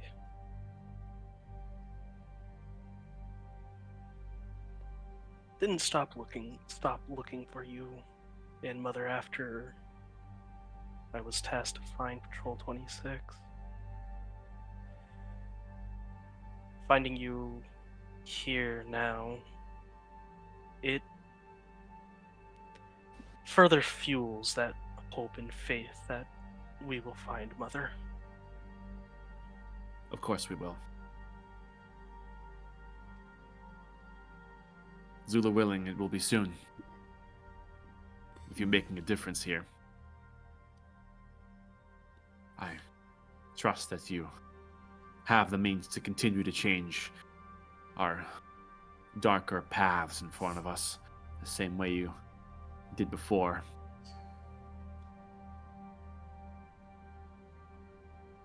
Yeah.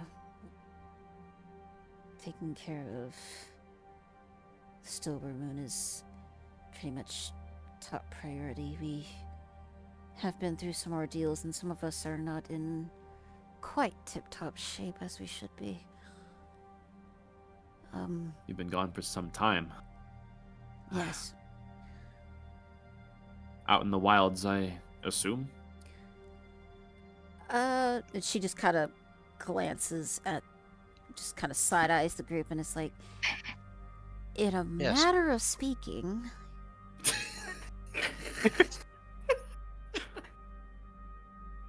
The wilds of You a see. ditch in nature, I suppose. The chaplain has a bit of a comedic smile as he kind of rolls his head a little. Helios is a confusing place, always changing. I understand. Making a difference wherever you were, I'm sure. Well, we certainly left our mark, I would think. Yeah, don't mistake our vagueness for rudeness. It's just that, some of the information that we have is like way above our pay grade. And just knowing it could be potentially dangerous. Yeah. I understand.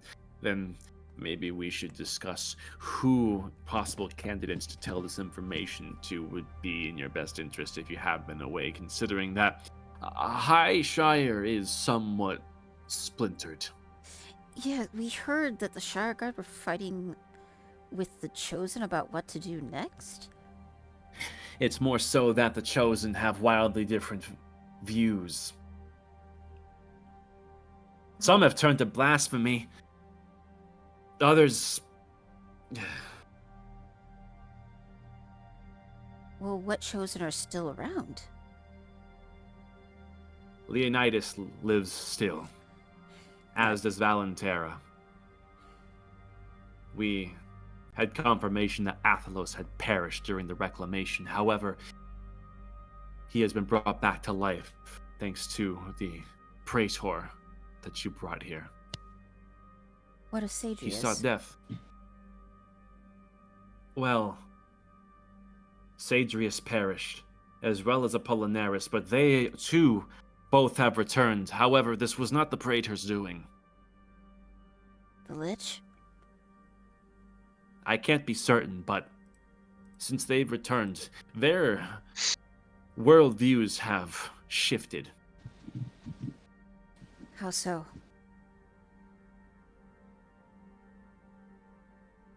They have denounced her light. They betrayed the very power that imbued them. I make eye contact with Erithol.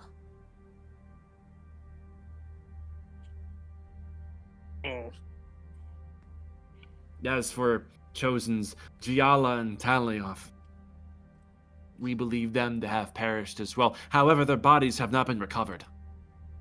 We are still actively searching. It is imperative that we find their bodies before other forces do.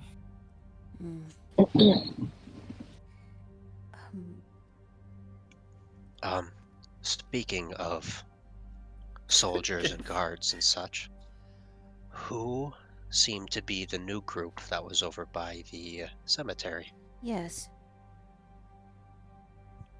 Chosen Leonidas has embarked a new division of Shire Guard paladins. Their job, namely, is to combat the heresy that is tearing into the minds of our people. If you saw them taking sentry over our cemetery, those are the Shire Guard grave wardens. You will find many of them in established chapels. Grave Wardens. Because of the Lich? In part, yes. You see, the Lich, that damned flaming thing. Well, it had a proposition immediately following the retraction of those Aurorans. Sinadrea has been, whether we asked for it or not, rebuilding parts of Highshire. It's been raising these abominable husks to patrol the borders and fight off external threats. And has descended this veil over the kingdom. It has taken the place of the radiance that once emanated from the pillar. He put it in place under the notion that this would prevent any more avatars from reigning back into the kingdom, but we've yet to see this tested.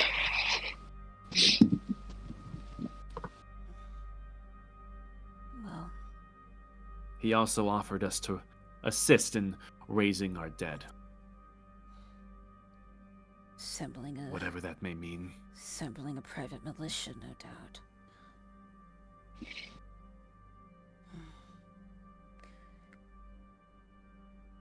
What about passage into the inner kingdom? Are they closed off completely at all? They're cautious on who they let in. Most resources in mass are still within the inner kingdom. During the occupation of the Aurorans, they never touched the inner kingdom, so it's quite bolstered. You will find many of the still faithful chosen within them. Mm. But to the far north, just beyond the inner kingdom, it's something of a embassy, if you can even call it that. Something where those who are more open-minded to Sinadrea's propositions have congregated. Necromancers. Some, perhaps. Also, that is where Sadrius and Apollinaris are currently gathered. They're working with him? I suppose, in a sense, they are cooperating, which I cannot completely condemn. Should they start another war with this Lich, surely we're in no condition to fight it. We just finished one war. We want to start another. I mean, the type of dread that this Lich has put over our home, not everyone would want it to remain. Blasphemous as Sadrius and Apollinaris may have become, their authority still is recognized. They still have sway over the kingdom, and thus aspects of the Shire Guard and our way of life still follow their new direction. Is Leonidas If the they only one don't- still leading the Shire Guard? Are there other captains? Leonidas' main circle is protecting the kingdom. He's had his hands quite full. Although Athelos and Balantera have taken a similar role and to protect, rebuild, and strengthen our people once again. Balantera has been a wreck considering the travesty of nature that is this moon.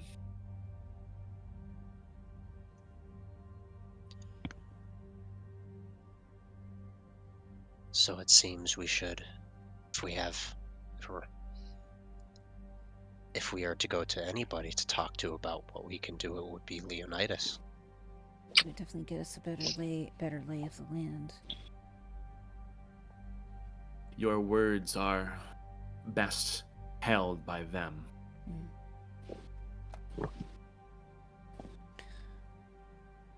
I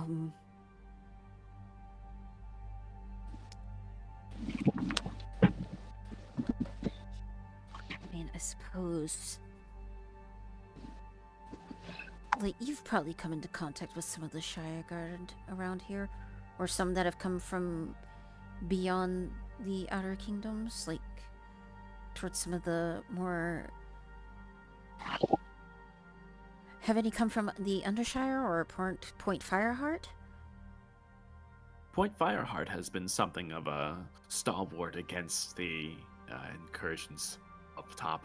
And yes, there have been, I think, a few that have trickled among the provinces now, if you will, within a splintered Highshire. There's many people from all walks of life that have similarly divorced themselves from their past.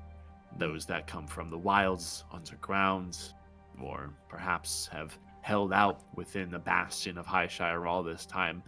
We're all one people. Yes. Did you happen to... Do you know what happened to the soldier that was piloting the Praetor that was taking back the city? He was a soldier named Thistle. Bless his heart. He never left. He's still in the city. Still in the Praetor. resurrecting people as we speak. It takes a considerable amount of time, and I pray that light still be with him. I trusted him I don't with a very believe- arduous task then. Many of my compatriots have urged him to exit, but should he do so, we're not sure that someone could fit back in and pilot it again. There's clear signs that his life force is failing, but he refuses to stop. Where was the last place you saw the Praetor?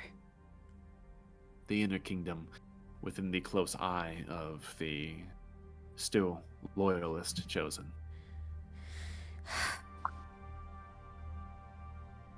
Let's say we go give these people something to believe in. Yeah. It'll be...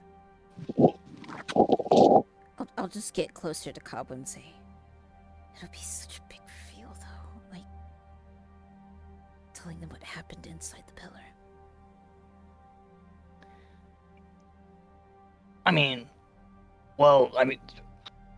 He sort of establishes a telepathic link. Well, they're gonna figure it out anyway. But how many of them will think that it's blasphemy? Well, here's the issue. They... The loyalists are looking for something to believe in. The Light of Zula. We literally have what equates to a replacement. And the traders, even if they don't know it, they're looking for something to believe in too. This place is unstable, and I think maybe a big statement might be just what we need.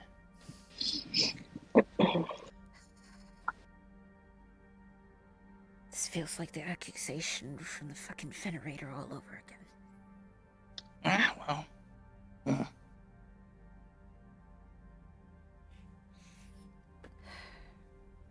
Look on the bright side. We're gonna be famous. I know, but at the same time... Think of all the money. God damn it. Oh yeah, healthcare rates are gonna skyrocket.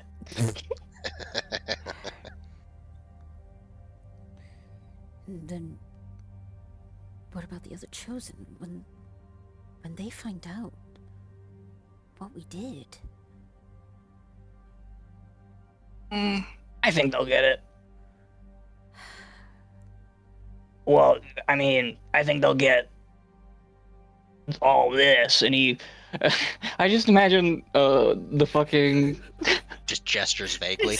You just gestured to all of me. No, I just... Witness me. What? He's just... It's just an uncomfortable fucking silence. Oh my Jesus. Okay. Anyway, yeah, we need to be shown to that Praetor ASAP. Yeah. During all this time, you can see the chaplain has done well to compose himself. He still is overcome with a lot of strong emotions right now. And he rests a hand on the shoulder of Erithal as he goes on explaining all of this. And as he pipe in Cobweb, he seemingly loses his composure for a moment and bursts out another question. You were there at, You were there when the pillar went bright. You were there. What has become of the pillar? Do you know what this means? Where did it take you? You might not believe us when we tell you.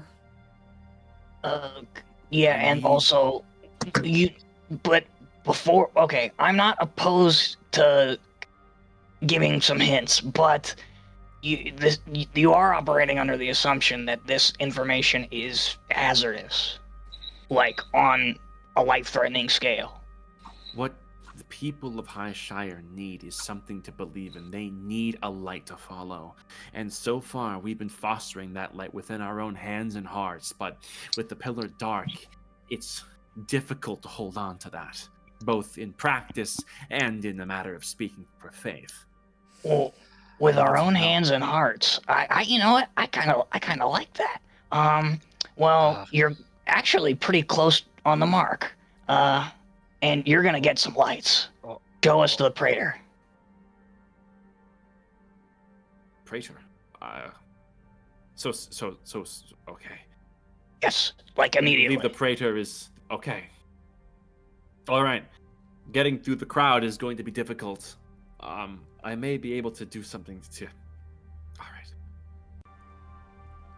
Before we leave my chapel, Arathal, there's something I need to give you. Arathal will look towards his father.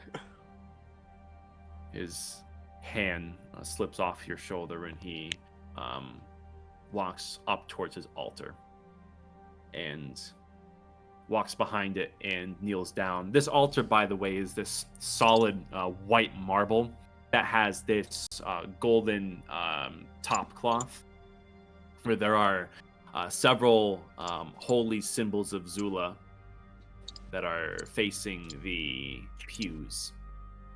And you can hear a mechanism unlock, as well as something opening, like a marble drawer.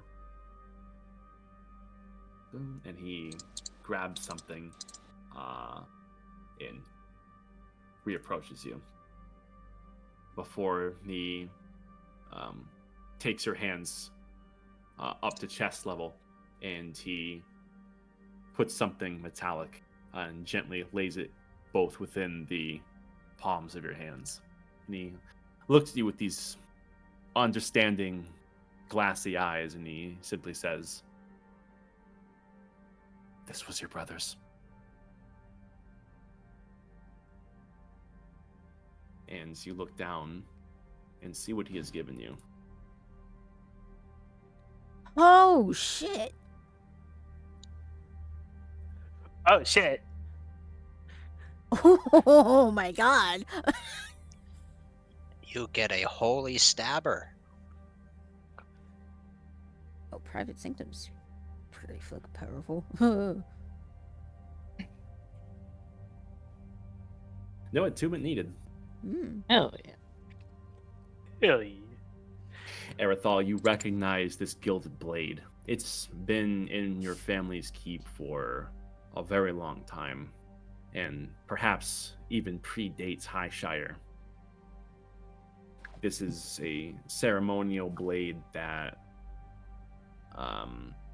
was definitely used throughout your childhood, although specifics on it being wielded, or more or less with whom wielded it, you search your memories and you simply come up empty-handed. The blade you recognize, but nothing further.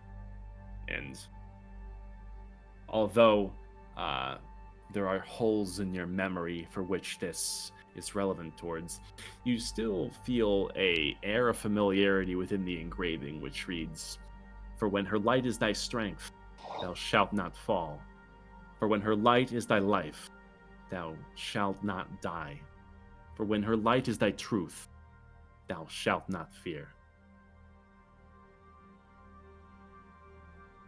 I think Arathal holds the blade close to him. That sense of familiarity mostly guiding him, and the vision or dreams that he experienced inside of Helios, kind of guiding those. Just holds it close. And will give his father another hug.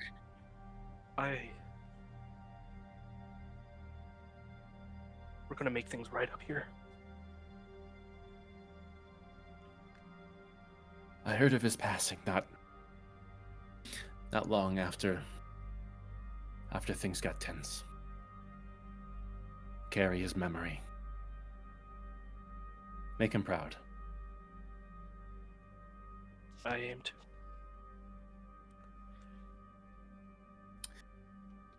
And before there's any opportunity for the conversation to proceed any further, there is a sudden, furious banging on the door from the far side of the chapel.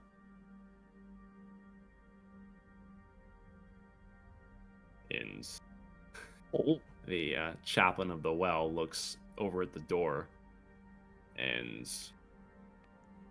furrowing his brow, he calls out with his voice echoing through the chapel. Is it urgent? And you hear a helmed voice on the far side call out. Yes, we must speak at once, chaplain. What did they say? Didn't even understand it. Yeah, he said we must speak at once. Chaplain. Yeah. It's difficult. Speak because robot. It's behind a closed door. One of the door bursts open, and one of the, as you now understand it, Shire Guard Grave Wardens comes rushing in, and he speaks. Chaplain. Shall we depart at once? We believe that we found the body of Giala. Okay. That sounds important. Yes. And the chaplain's eyes widen. I've chosen Giala. Go! At once!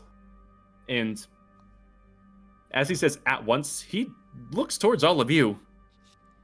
You should go with him. Yup. Yeah, okay.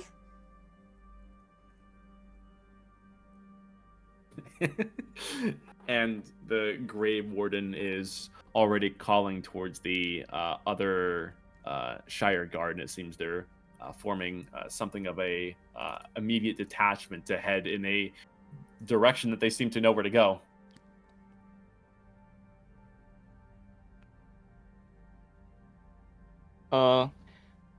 Yeah, Cobble's gonna keep up as best he can with his tiny legs. All right, there we go. You go through a crowd, and there's still. It turns out there was quite a few people at the door that were trying to listen in. They were being shoved off by Shire Guard. Go, getting a few things here. Boop. Bop. The two Grave Wardens, they have about 4 horses that are off on the side of the chapel, and as I'm assuming you're walking out following in their keep, the questions are bombarded with all of you once again. A million questions asking what happened at the pillar, and where have you been, and what does everything mean, and were you the ones who helped Cena Drea bring the moon here and all, and too many to count. All types of different inflections. Alas, the Grave Wardens are big fellows, and they shove it off aside, parting the sea of people for you to follow. There we go. And I presume you are going to be mounting with their horses and heading out? Yes. Yeah, right on. Yeah. Erithal, from over your shoulder, your father gives you a dismissive wave and a understanding nod of the head.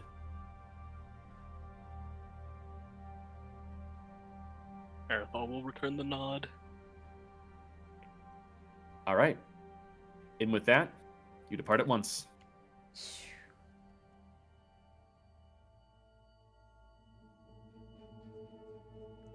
There we go. Round of perception rolls. Yep.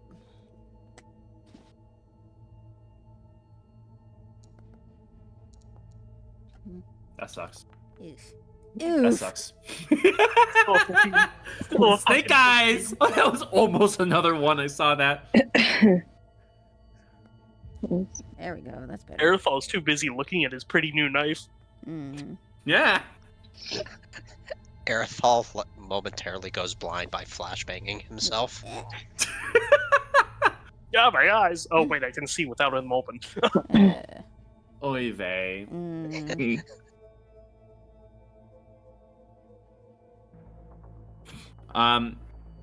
There we go. The grave wardens are hot on this trail. It seems it's almost something of a straight shot towards the inner kingdom, or at least a adjacent city, as these horses are full speed ahead.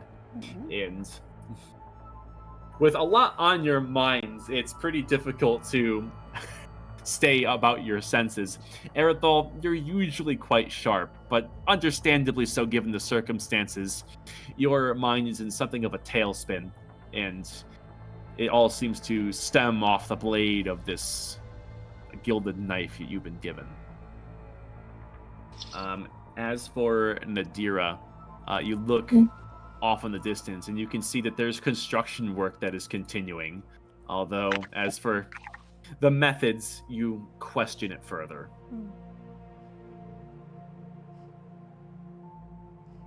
Gross. I hate gross plants. What?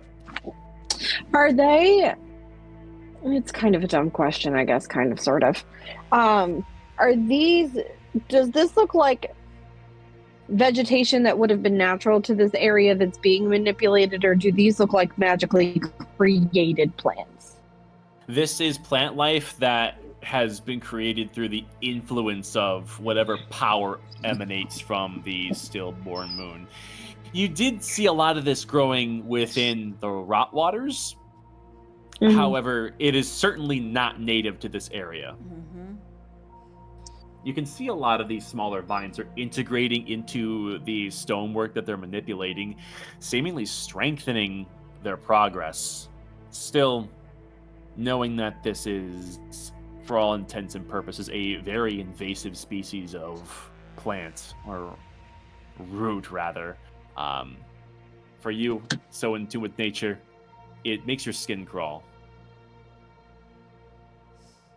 Okay. Thanks for answering my dumb question. No, not dumb at all. Go. Anyways, forwards! Go.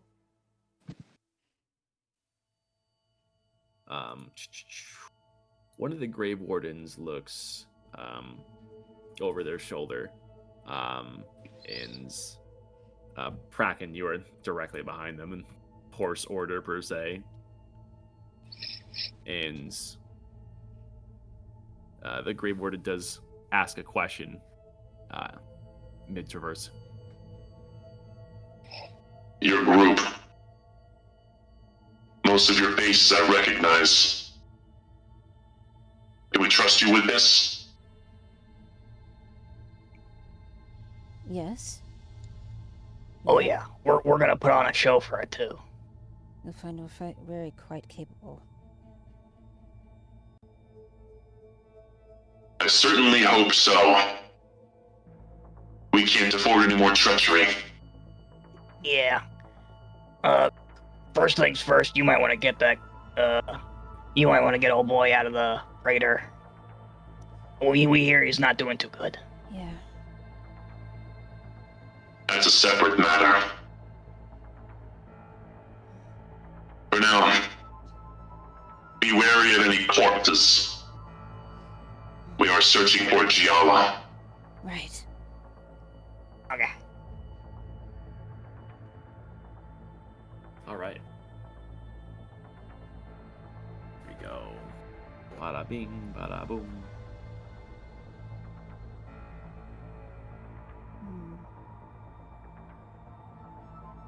Gotcha.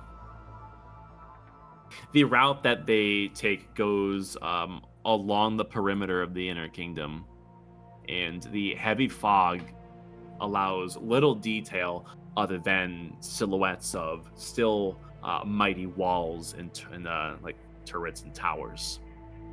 It definitely seems like at least the heart of Highshire is still strong, although with the roots crawling along the sides. You question whether it's truly in good standing. And over the next course of about an hour's travel, you are going off into the northern regions where the mist is getting thicker still. Let's see how we do on perception. Not great. Yep. The only good check really is Nadira. As you're kind of rounding off towards the northern regions of the immediate surrounding areas of the Inner Kingdom, you actually do recognize this place through certain landmarks. You've been here before. This is pretty close to the area for which you had led your reclamation efforts back when you were storming the pillar. Oh, shit. Okay. And it seems as though you're rapidly approaching Valentera's courtyard.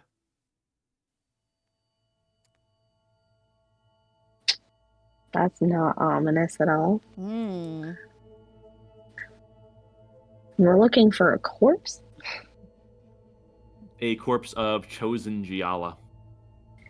Is there any, this is again kind of a wild question here. In the courtyard, is there any vegetation that isn't normally biologically not okay? How do I word this? Are there any vegetation in the area that I can see that is typical of those that pop up with rotting flesh? Like decomposers?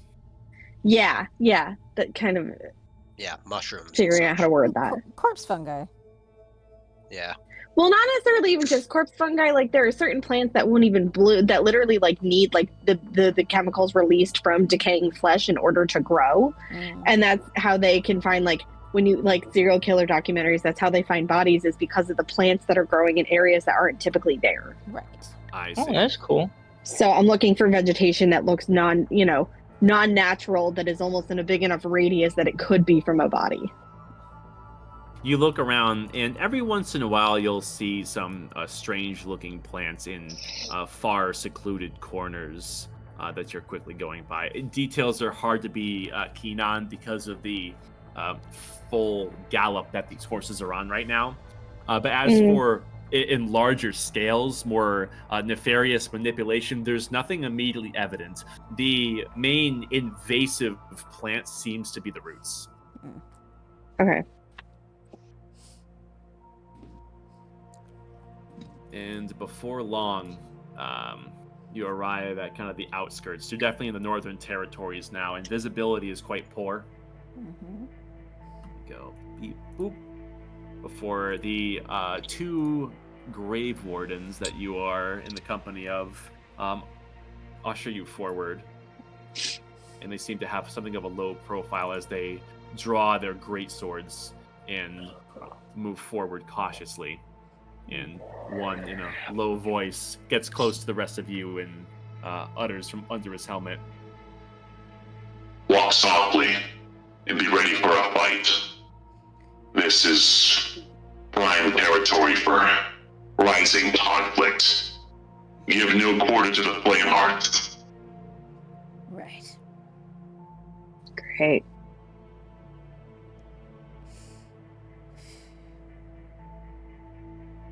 Here we go. Because we're so good at not avoiding conflict.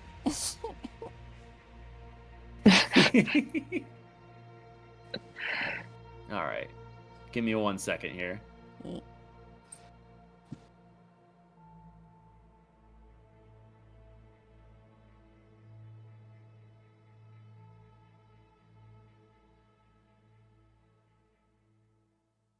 Yeah, I guess that'll do. Okay. Preload.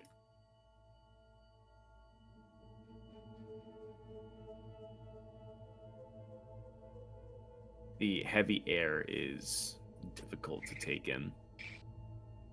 And let me see. Hold on. Hold the fuck on for a second. Do most of you still have second level exhaustion? Yeah. Correct. Yep.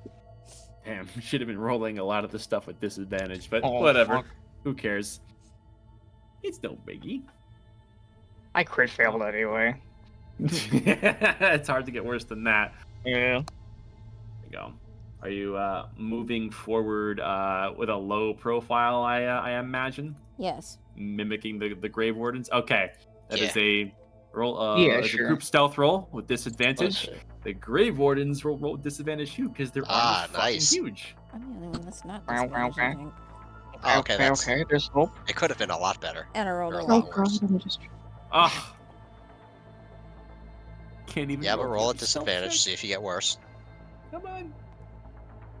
Still. That one's not bad. Okay. He has to roll a disadvantage. Let's see how he does. They didn't roll too terrible. Still, he got a nat 1 in the mix. Oof. Yeah, my bad. As you all move along, the roots that have been eating into the cobblestone here almost seem to react to all of you. Almost as if they slink out of the way from your steps. But looking back, it seems as though they creep along almost in a light pursuit a couple of feet from where they originally were. Almost as if this root work is following you, stalking you. They slither along the overturned cobblestone as you weave around and use some impact craters created by a series of avatars to stay low when needed. And of course, Dacty, with the slinking around of these roots, you of course trip and tumble into one of these craters unceremoniously. Luckily, without you wearing anything that's heavy metal, it doesn't make too much noise, but still, you get a look from over the shoulder from one of the wardens. Sorry.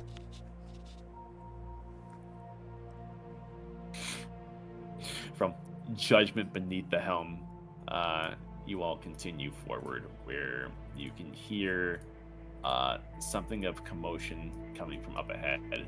It looks like that there is something of an argument taking place between two groups of people. And forward you go. Okay.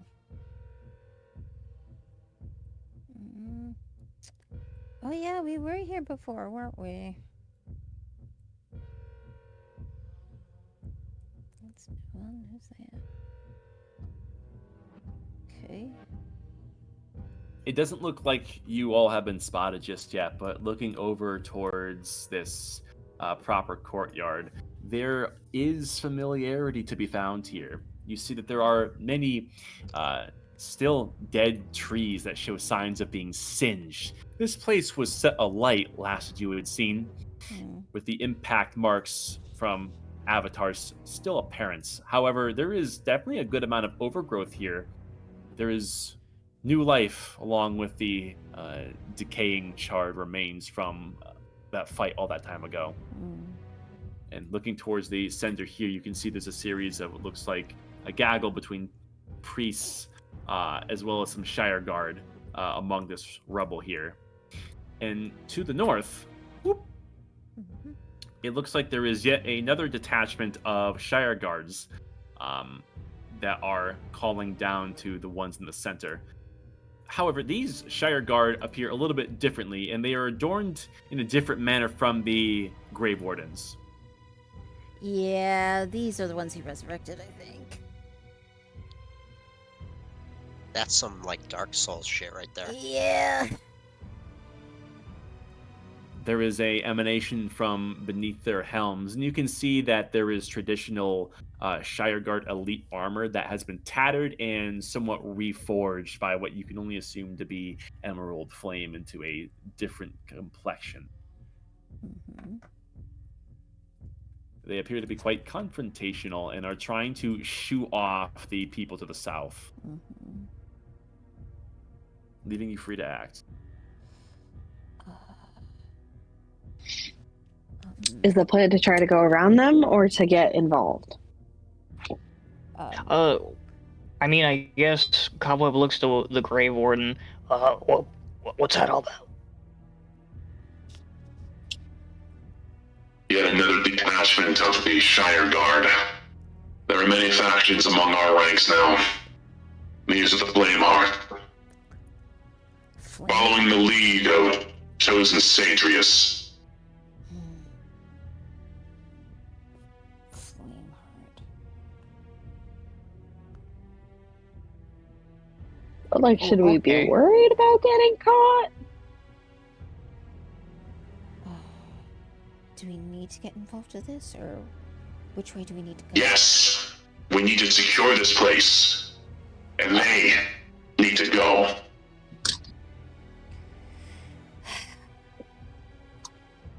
Okay.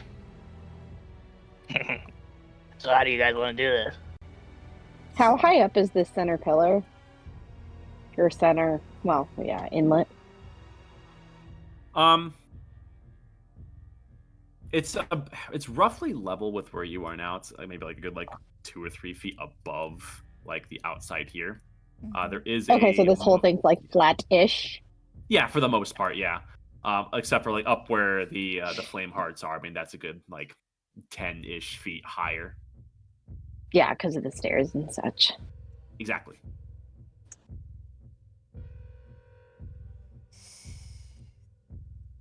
I don't know if there's a way to confuse Well, this there's the long situation. way or the shortcut.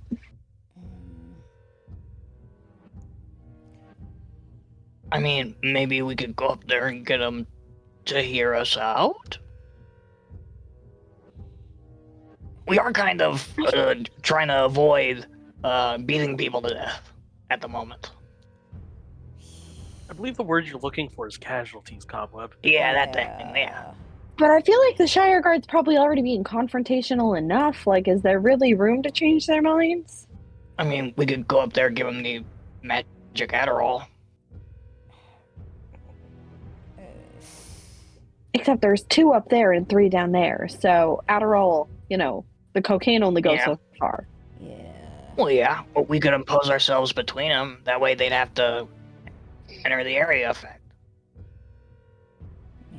If they were to try to fucking kill each other.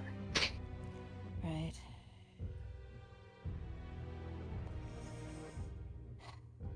I mean, and that just sort of leaves, what do we say? Well, if anything, it'll give us a sense of if they're truly followers, they'll be trying to resuscitate his doctrine, as it were.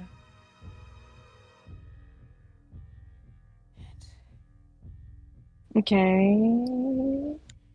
I would assume that they are not going to be willing to hear out anything we say.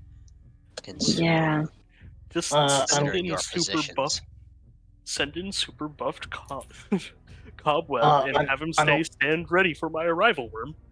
Oh shit. That is out of character. Okay, we'll call that Plan C. Fucking. How deep is this little moat around them? Let's call it a 10-foot drop. Okay. And the water is 10 feet deep? It's 10 feet, like 5 feet down to the surface of the water, and the water is 5 feet deep. Oh, gotcha. Okay. Well, I mean, we could avoid conflict by, I don't know, sending a little message, giving their systems a little shock. Maybe we could, do the, the thing, and he draws a perfectly outlined, picture of the cartographer corps in the air, like SpongeBob. I feel like that would draw so much attention. It sure questions would. I don't think we're ready to answer. No, you're in no condition to face Synodre if that catches his eye. Well, I mean, with how it seems thus far, I mean, yeah, he's a traitorous scumbag, but also, he doesn't seem completely opposed to preserving humanity. No, we just took over an entire city. Yeah. Well, I mean, from what I'm hearing, the entire city. I don't think that's the case. Quite frankly, I think we're sort of divided against ourselves at the moment. I don't know. There was a battle that was lost in like 1954. We could probably ask. What? Well, Nothing. It's fine. I'm fine. We're fine. okay. I mean, I say let's just go get in the middle of it. Realistically, Yeah. Let's give them something to unify around, maybe. they're either going to attack or they're not. So Well, Yeah.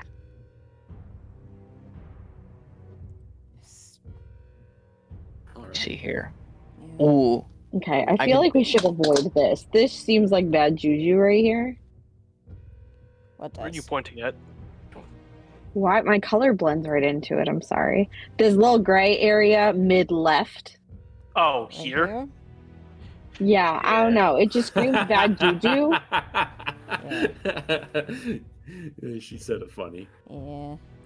Maybe we. Well, I don't know how. It gives you bad vibes. It gives me bad. Why it doesn't give anybody else bad vibes is beyond me. I mean, I didn't really notice we until you kind of pointed got it a out. little trapped in this Oh, corner a bit. That was like the first thing I noticed here. Yeah, I noticed it too. So yeah. I mean, if Let's we're looking walk for a way around across, I think I have an idea. Yeah. Yeah. What's your idea? Okay, guys, follow me. But stay low, okay? Yeah. But what is your actual idea, though? Oh yeah, I'm gonna make a bridge out of the water. That'll help. What if a I lot. just make it so we walk on water? Well, I mean, yeah, that would work perfectly, actually. I'm like, do we forget that's a thing I can do? Okay, how many of us are standing in this group, Larry? Oh, there's plenty. It's fine. I would say be careful because doesn't that spell have a verbal component? Does it have a verbal con? I don't fucking know. We're talking right now, theoretically. Well, I assume we're keeping our voices down so Yeah. people Yeah. over I here keep don't my hear voice us. down. Nobody There said are I some have to nearby comment waterfalls really that hot. do muffle the ongoings, so Yeah. you Yeah. have some reprieve in that regard. I can't fucking find it. There it is. Yeah. Consume Your spell choice. slot. Yeah. Woo! Fucking literally everyone in this group then. There are 1, 2, 3, 4, 5 waterfalls. I'm not 2. Oh no, I'm talking about like how the spell is affecting. Yeah. You can target literally everyone in our little group here. Yeah. Oh. Yeah. I figure I'll put it on everybody. Make my life easy. Yeah, it makes sense. All right. All right. That affects everyone. Alright. We're all Jesus now. Sick. Sweet, including the Grave Wardens, who move up for a better vantage, using the dead foliage as the cover that they are trying to stay hidden with. Okay. Meanwhile, I our group suppose- cowers pitifully in the corner.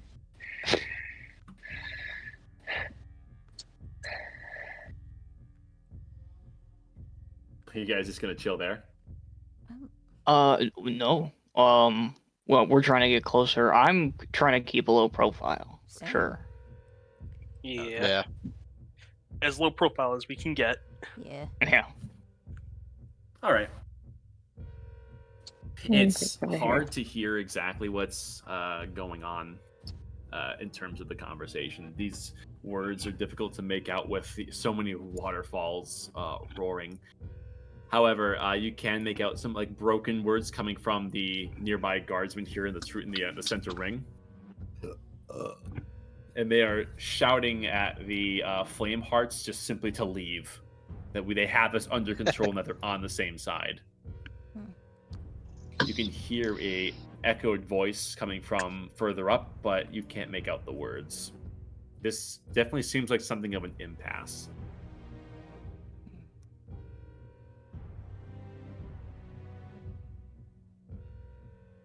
Hmm. Gonna kind of squeeze through here.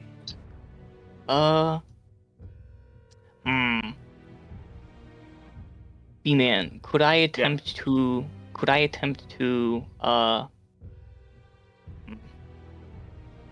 let me think here. Could I crawl through the bushes to get near this tree or here? Let me see. Ping it. Oh, Yeah. sure. Give a stealth roll. Yeah, let's see here.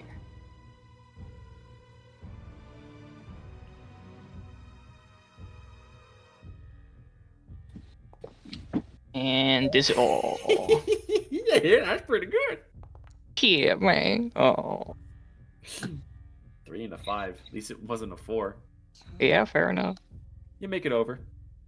However, Okay. tripping over a lot of the dead and charred plant matter, you do make something of a ruckus. And the 2 priests that are here, they look over and they notice you, and they seem equal parts surprised and confused.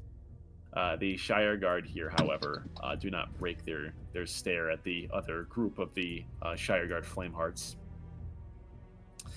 And this one here, who is doing most of the talking, has his hand resting upon his long sword, as it doesn't look like anything is getting accomplished in the manner of diplomacy. Okay. However, let's see.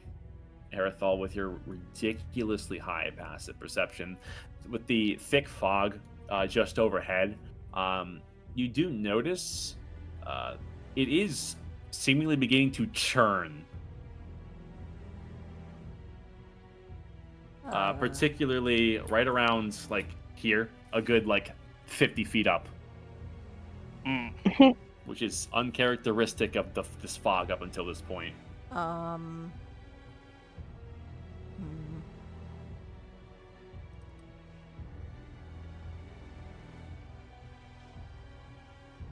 Oh. Okay.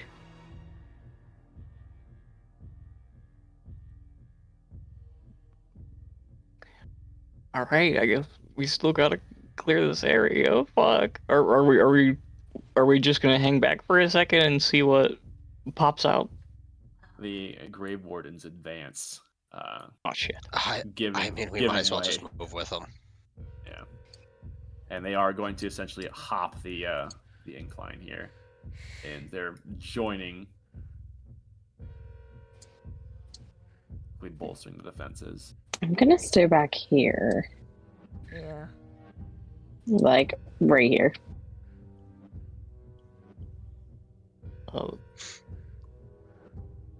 Cobweb aura farming as always. He's gonna cast Shape Water and make himself a little bridge. Very cool. Very nice. Oh shit. Oh, that just went gray. And Erithal, with you getting, or no, with Cobweb, you getting closer.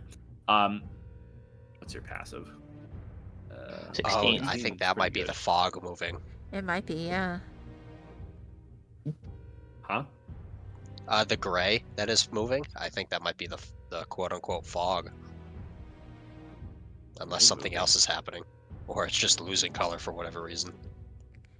Oh, you know what that is? Hold on a second. Oh, no, wait, there's no token vision. What you talking about, Willis? There's lighting on this. Oh, there's global illumination. There we you go. Ah, okay, so there wasn't anything gray over here then. It was Okay, just fair something was enough. borked. Yeah. This is the same battle map. I'm surprised that was a factor. Interesting. Yeah. Neat. But we'll make it canonical because there is a certain brightness that is coming overhead. It's strange. In Cobweb, you see this more prominently than the others, having crossed the bridge. The churning in the air intensifies, and it's almost as if the sun is coming out, but the fog has not broken. There's a bright, almost casting sunlight ray that is starting to break from the fog overhead here. And the 2 sides here that are in deep argument fail to notice. But you yourself do, because this ray of light is accompanying with a heightening feeling of dread. Oh, shit.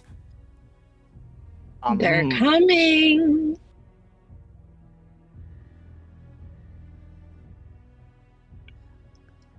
So now here's the question. Do we hang back or do we go closer to help stop whatever is coming?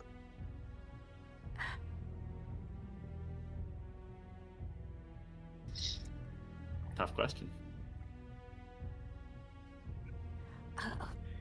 Gee, I want to do something that calls attention. I mean, it's gonna come either way. Yeah, we should probably just, at this fucking rate, just announce ourselves. Yeah. Well, the Very other two nice, yeah. guys climbed onto the thing. They know there's people here. Like, Yeah, it's not yeah, a, for sure. it's not like we're going sorpresa. Like if nobody is doing anything. I'd say get in defensive positions personally. Yeah. Like I I am would a definitely defensive position. like I would definitely get up here and I would say get back. Look, and I'll start pointing towards it. You call the attention towards your friends here, who do hear you. They look over and look up, and well, they get back. Or no. And boop, beep, boop. With that, the fog breaks.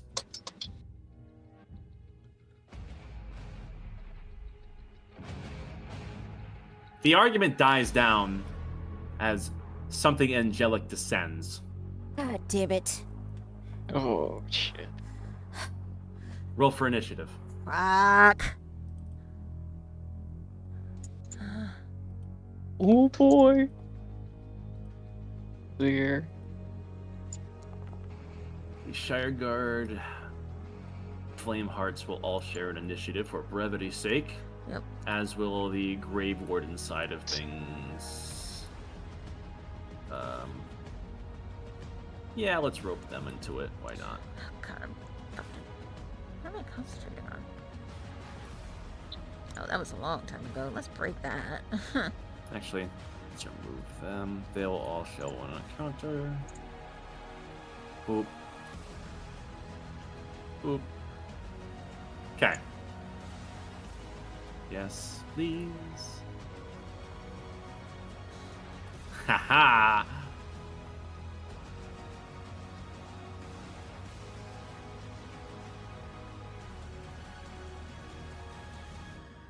Here we go. Got ourselves a full boat. Oh, fuck. Yeah. Dagny, you're at the top of the initiative. Okay.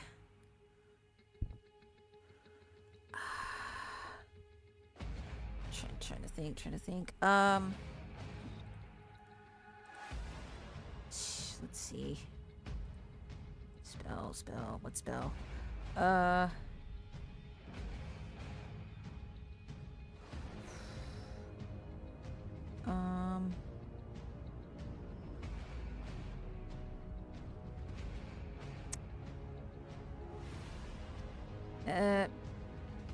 Alright, I think just for the sake of brevity, just to hopefully, yeah, we're gonna put it off this end so nobody else gets hit except the angel. Aha! Alright. The angel must make an intelligence saving throw. And it fails. Alright, it's 30 psychic, and it has muddled thoughts for a minute, and it needs to subtract 1d6 from its attack rolls and ability checks, as well as con saves to maintain concentration. That won't be a problem. Mm. Okay. Let me see. That brings us to the end of your turn. Yep. Fuck it, let's just go straight for a legendary action. All right, what 1d6 from rolls you said? Yep. Okay. The radiant blades are gonna go from the frontmost Shire Guard. Even if I subtracted 6, that's still absolutely gonna hit this poor guardsman. Yeah. Ow! These radiant blades at the tips of this double-ringed angelic figure suddenly heat up with this white light, and come shooting as they absolutely tear through this front guard. As blood spews from these wounds, and he drops to his knees, barely able to keep his innards from becoming outwards. He's just like that on death's door. And that brings us to the angel's turn proper. Okay. And let's see, how many attacks did he get? A lot. Nice. They subtracted d6 from all attacks? Hold on. Yeah. All right, I'm just gonna roll the d6 now, and that'll be subtracted from each of these attacks. Right. Love it. Okay. 1, 2, 3 attacks. 2 going to the close dude, 1 going to the far dude. Bum, bum, bum. Pretty fucking good. Yeah. I mean, they can hit them. It's fine. Yeah. Who gives a shit about these assholes? All right. First one misses. Second one hits. Third one hits. As both of these guys take 2 slashes, and you see that their charred armor, as flakes of this blackened metal, are slashed off as they both are stumbled back a little from the pure force of this angel. Kraken. You can see that these 2 guys, they do bleed, much like all of you, contrary to initial perception. Interesting. So, because we have half movement speed, how would you rule half of 35 feet? Well, Would you do 20? 15? I think most D&D... Yeah, you round down most of the time. So that would be 15 feet. 5, 10, 15. Alrighty. Hey, how's it going? What can I do? What spells do I have available that have range that are worth actually using? Excellent questions. I know. Cool. Catapult does not prepared. Awesome. You know what? Fuck it. I'll chaos bolt it. Hey, there you go. At 4th level, let's see what happens. Yeah. Okay. Oh, now shit. to actually read whatever the fuck this does. Boy, the fuck they. That's a fucking crit. Okay. So. Casual 30. Oh, 42 goddamn damage! Yeah. Okay. So, Holy shit. What did I roll in D8s? Okay. Yeah, the D8s are towards the bottom. You got 2. 2, 5, 2, and 3. Yeah. I guess it doesn't matter for the same number. There's not another one. You know what? Screw it. Let's make it thunder damage. Hey. So 42 thunder damage. Okay. 42. Fucking ow. Alright. And that's it. Mm. Well done. Okay. At the end of your go, let's see, who is the angel gonna go for? Let's roll a d3. Slash 1d3. 1, 2, 3 is the guy at the bottom. Hiya! 3. It's coming towards your homeboy at the south. Oh shit. Could I cloud rune that onto me? Sure. Yeah, even Hey! Not today. It missed. Nice. Oh. What would have been a folly of deathly radiance, which comes down towards the injured Shire Guard, instead is deflected over to you, Cobweb, such that it shreds the bush in front of you, tearing it asunder, but leaving you completely unharmed. And it is Adira's go. Nano Okay. machine, son.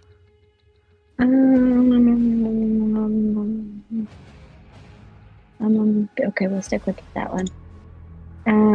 Do I want to upcast it? No. Consume spell slot. I hate templates. I guess I have to place it. I'm not templating it. We're gonna call lightning it. Stormy leave. Oh, it's probably really good at dex saves. Aha. Ah, a Needed like dex four save, you pairs, say. four pairs of wings. I would think so. Yeah. You know, it's fine. Let's I can help. let's see how we do. DC 17. I can help. Well, hell, look at that. It succeeds. Okay. Still half. Alright. That's okay. Half is 7 thunder damage. 7, yeah. Okay. Boop. It takes that in pride. It's made of sterner stuff. The priests, they fucking need to roll wisdom saving throws because they've never seen an angel before, and this is horrifying. They are not fighters. Yeah. Nope. Nope. Yeesh. Right then. 5. They can lead that. 10, 15, 20. They really said I would just action leave. dash. 5, 10, 15, 20. They have the fear of death in their eyes. 5, 10. Smart 15, choice, honestly. 20, 25, 30. They're exiting out of here. Let's see how this guy does. He's a knight. Wisdom saving throw. Not feeling too hot. Nope. He is gonna take a few steps back. He has a heavy crossbow in hand and has it shakily half pointed towards this angelic shape, but simply cannot stir in his nerves enough to fight. Let's do another roll, a D3. It's 1. It's gonna be this guy. Here comes some rending wings. He's within melee distance.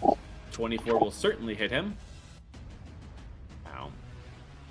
As more bits of this charred armor flake off, and you can see that there's a small crack in the helmet. Although he does seem pretty sturdy in terms of his vitality. This brings us to the Flame Hearts go. Okay. Let's see if they can stern their nerves. Let's do a group wisdom saving throw.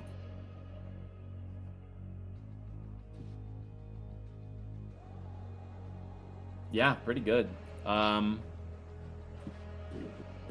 Let's see, what do they have here? Beep, bop, boop. We're gonna have this guy and this guy step forward. And they have these dark metal long swords, and they're gonna go to town.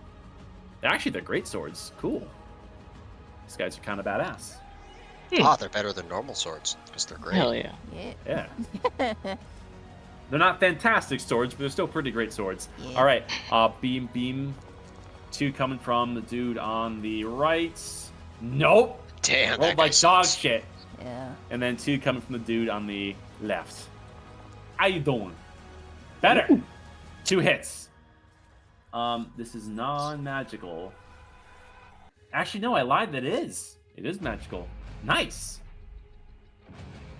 All the attacks are still magical while the... Okay, all right. Armor now applies to both. Okay, it's 13 and 13.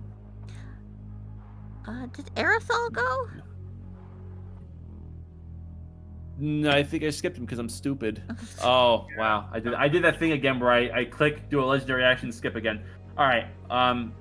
You'll go after them. Sorry about that. Good catch. Yeah.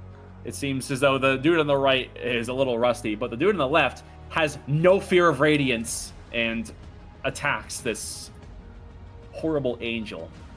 The other 4 are going to do a series of ranged attacks. How about some firebolts? That's 1.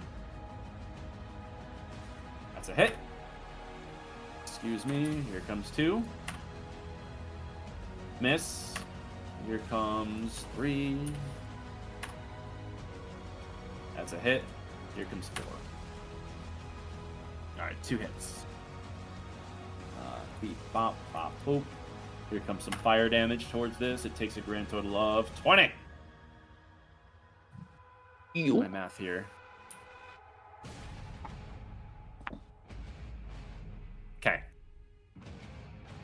That's their go. It's my go now because you It skipped is your go, Arathol. I'm very dumb. I apologize. Oh boy, 15 feet of movement because I'm a little tired. What is the aura of the? Well, I can just fucking. I don't need a measured template because this follows me.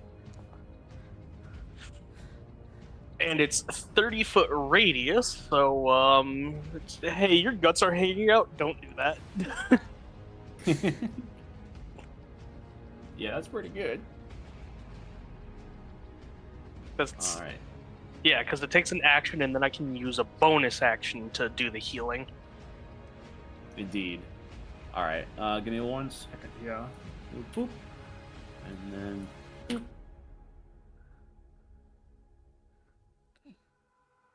It's like watching one of those gifs in reverse. All just like all of his guts just like right back into his stomach. Oh. All right. The only person who's in range that's injured is the guy who's at the forefront here. We'll bring him back up to. Not the biblically 9 hit accurate points. cleric. There we go. Okay. Let's see. Anything else? I think that's all he can do. That's I moved and used my action and bonus action. Nice. Here. Okay, and that brings us. The Flamehearts went. Cobweb.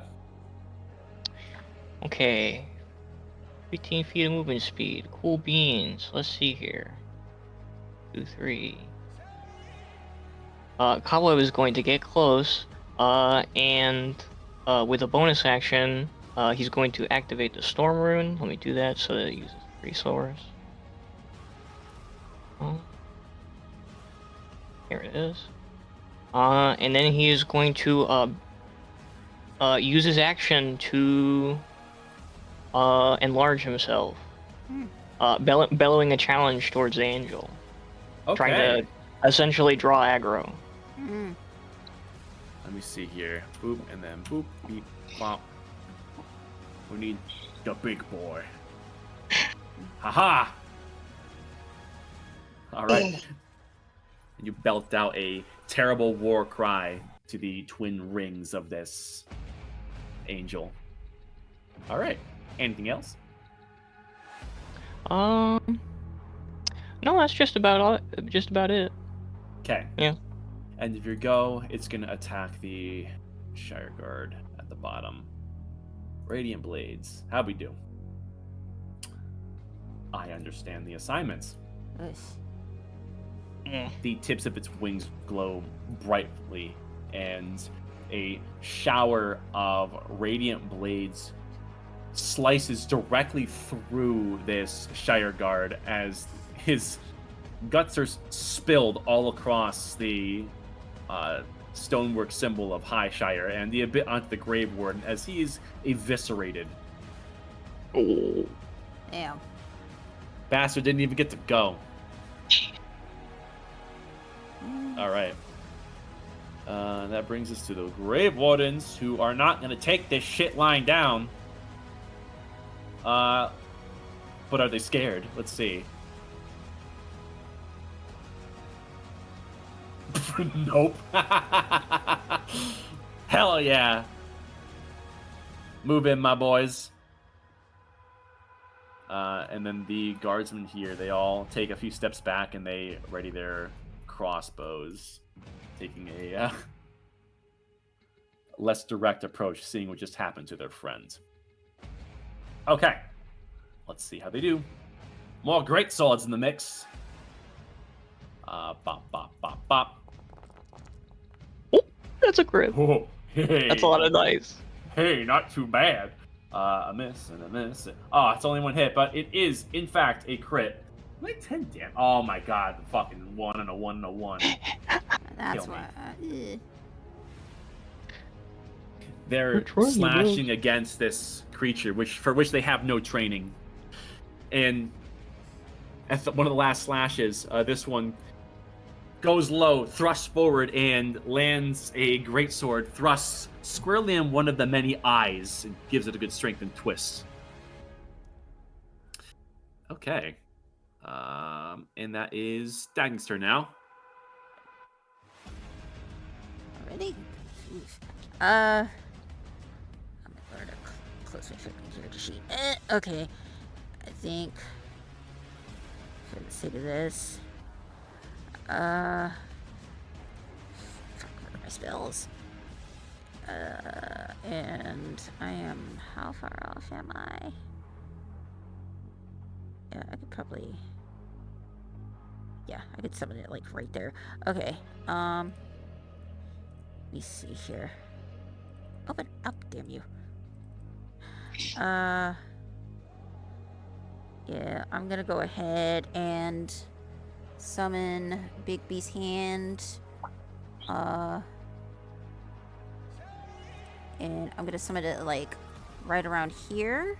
Oh no! And Ow! yeah, we're doing a clench fist at it, so yeah, that's a yeah, 43 force damage, bitch. Motherfucker, that hurts like a motherfucker. Was the other crit 43 as well for me? 42, but yeah. Ah, Let's show them what human grit looks like. All right. Oh, that's all right. Ow! All right, took the damage. Then is there anything? Is it restrain / grapple? It's a gargantuan creature. I don't think let me see. Yeah, it's clenched fist is just a punch. That's yeah, it. essentially. Okay. Yeah. Cool. I don't have to worry about it. I don't have to worry about that. Yeah. The ground shakes, and you see that this twisted tree begins to twist into itself and become something more. And the ground bursts here as well. They will roll for initiative. Okay. Appendage. Okay. Okay. That's pretty much all I can do. All right. And that brings us to the angel properly. I gotta get my sound effect for this. Bebop. We're gonna do this. Oh yeah. The two interlocking rings of this angel begin to spin faster and faster, and they glow very, very violently. Oh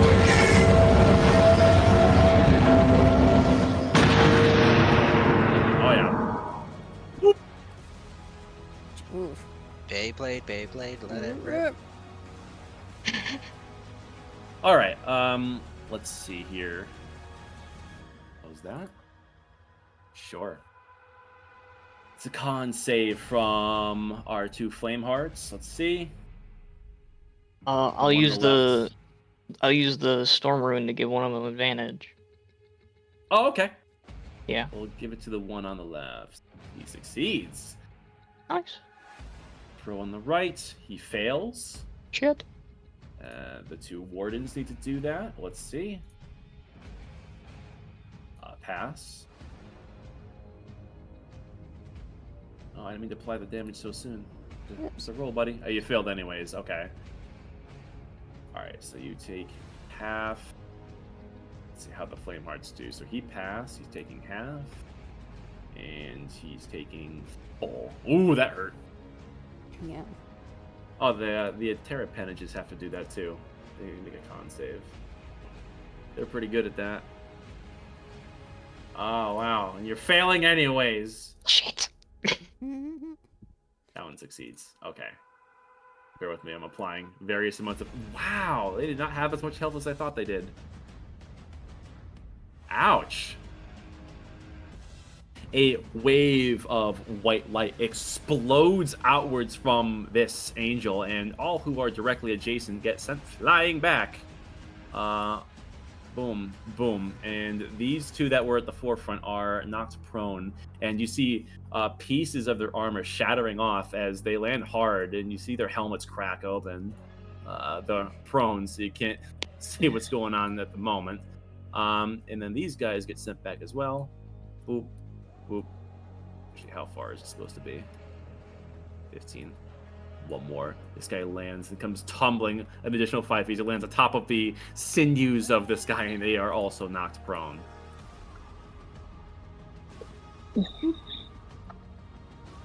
Bop. Okay. Kraken.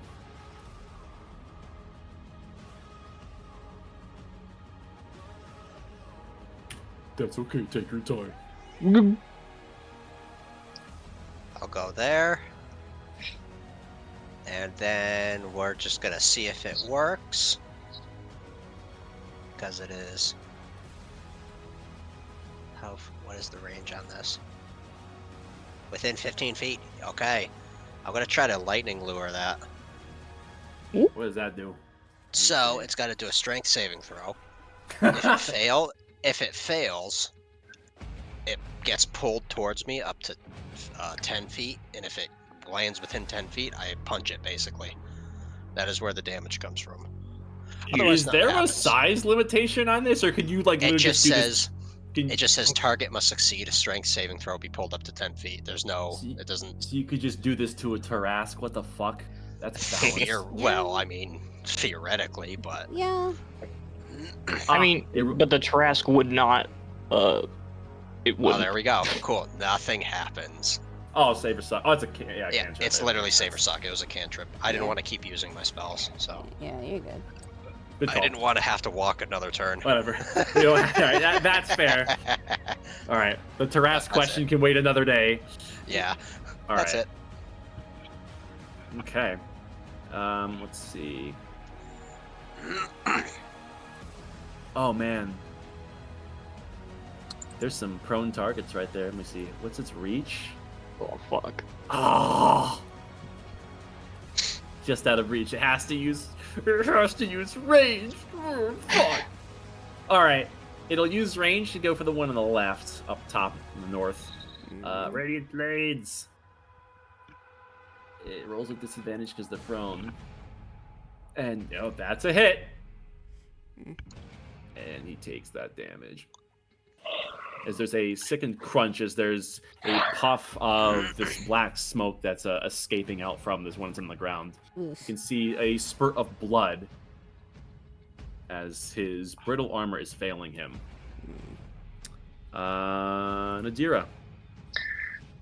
More lightning. Just gonna recall it down because I can keep doing that. So we'll just. Okay. I know that I can't do the thing, but there's not like a recast button. Stop yelling at me. You can cast it without expending a spell slot, so. That's what I'm doing. It's just got all the warnings that are like, you need this and this and this and this. I'm telling you to fuck off. All right, it needs to make a dexterity saving throw. Let's see. Look, Yeah, it's I'm gonna fine. go It's out on a still limb and half. say it succeeds. Yeah, Half. Okay. half of the lightning. You're ripping into this, and it's showing signs of wear, but this thing is hyperactive for an angel, and it is not going down so easily. All right. Okay. The priests are running for the fucking hills. They are exiting initiative. Yeah. Just flee in terror. Fucking pussies. Oh Yeah, you know what? I'm gonna go out and say they're making the smart choice. yeah, fair enough. They are kind of baseline Yumis. Yeah. Aerithal. Let's see, 5, 10, 15.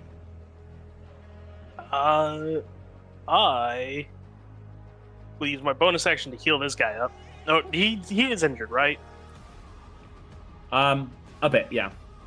Yeah, I'll heal him up.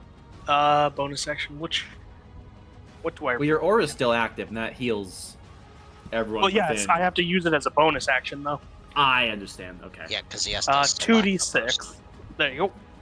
9 healing for this Shire Guard. Yeah, tongue Okay. twisted today. Well, that affects all creatures in the radius, doesn't it? No, he Here, I'll has to ping the spell select a for you person again. Or is it within just 30 one? feet. Yeah. Oh, okay, okay. I guess if it was a radius, it'd be super strong. Yeah, but, ignore the second roll. That's just so you have reference. I should know. I literally have used this spell. Amazon, you're let's- breathing into your microphone. Sorry. I'm trying to think here. There's They're gonna go soon anyways. I shouldn't waste the opportunity to do damage. Damn. Fuck it. We'll throw some Scorching Rays at the angel. Okay. Aerothol's moving different. That's crazy. Oh, Let's see. nice. That's 1. I get 3 of them. Weird. Consume without spell slot. Okay. And that's the last ray. Oh god, what did it do? Was that a 2 or 12? 12. Okay, 21 hits. 15 misses. 27 hits. So Definitely 15 doing fire significant damage in total. All right. The end of your go, Aerithal. It's going to use movements as it will advance. Oh, you motherfucker. But it's not an attack. You stop him from attacking. All right. To be fair, the majority of the damage is coming from this direction. Okay. That brings us to the tear appendages. They are going to slink into the earth and then come up a little bit adjusted as they are going for a slam. And welcome to the jam. Boop, boop.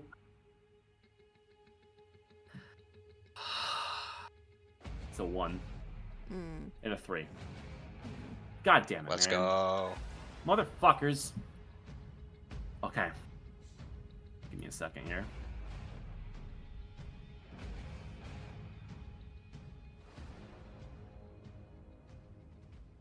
That brings us back to the Flame Hearts. The 4 to the rear, once again, bring a volley of fireballs, or fire, like, not actual fireballs, but let's see how they do. Motes of flame, if you will. Boom, boom, boom, and okay, 3 hits. Nice. A grand total of 17 damage. And the 2 prone, their armor kind of shatters as they woke themselves out of their stupor. As they stand up, as you see a somewhat normal-looking tribal warrior shedding this armor stand up and continues to stand strong against the angel, as does a clerical fellow on the other side who also stands true against this deathly creature. Let's see how they do. Oh, wait a minute. Oh shit. I will. God damn it! Another fucking 1. Out of everybody we've encountered, there's no doubt in my mind that he would have immediately joined with them. Okay.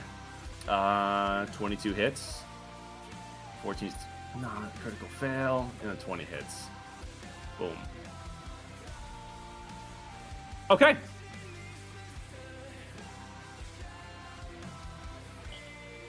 We go, and that is the end of the Flame Hearts go.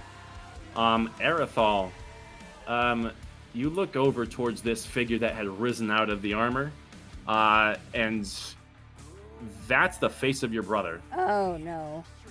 What the fuck? Anyways, Cobweb, your go. Oh boy. Now, B-Man, it's been fun, but unfortunately you've made one mistake. You ended your turn within melee range. Let me see. Okay. 15 feet brings me right here. Let me see here. Cobweb is going to summon the cartographer core to his hands, and he is going to burn action surge for 6 cartographer core attacks. Hey, Okay. let's fucking go. You summon it to hand. Make an improvised weapon attack. Yeah, let's see. These are all at disadvantage, so I apologize for all the dice. That's fine. Do what you gotta do. Damn. If you didn't roll a lot of dice for 6 attacks, I'd be scared. 6, yeah. Yeah, fair enough.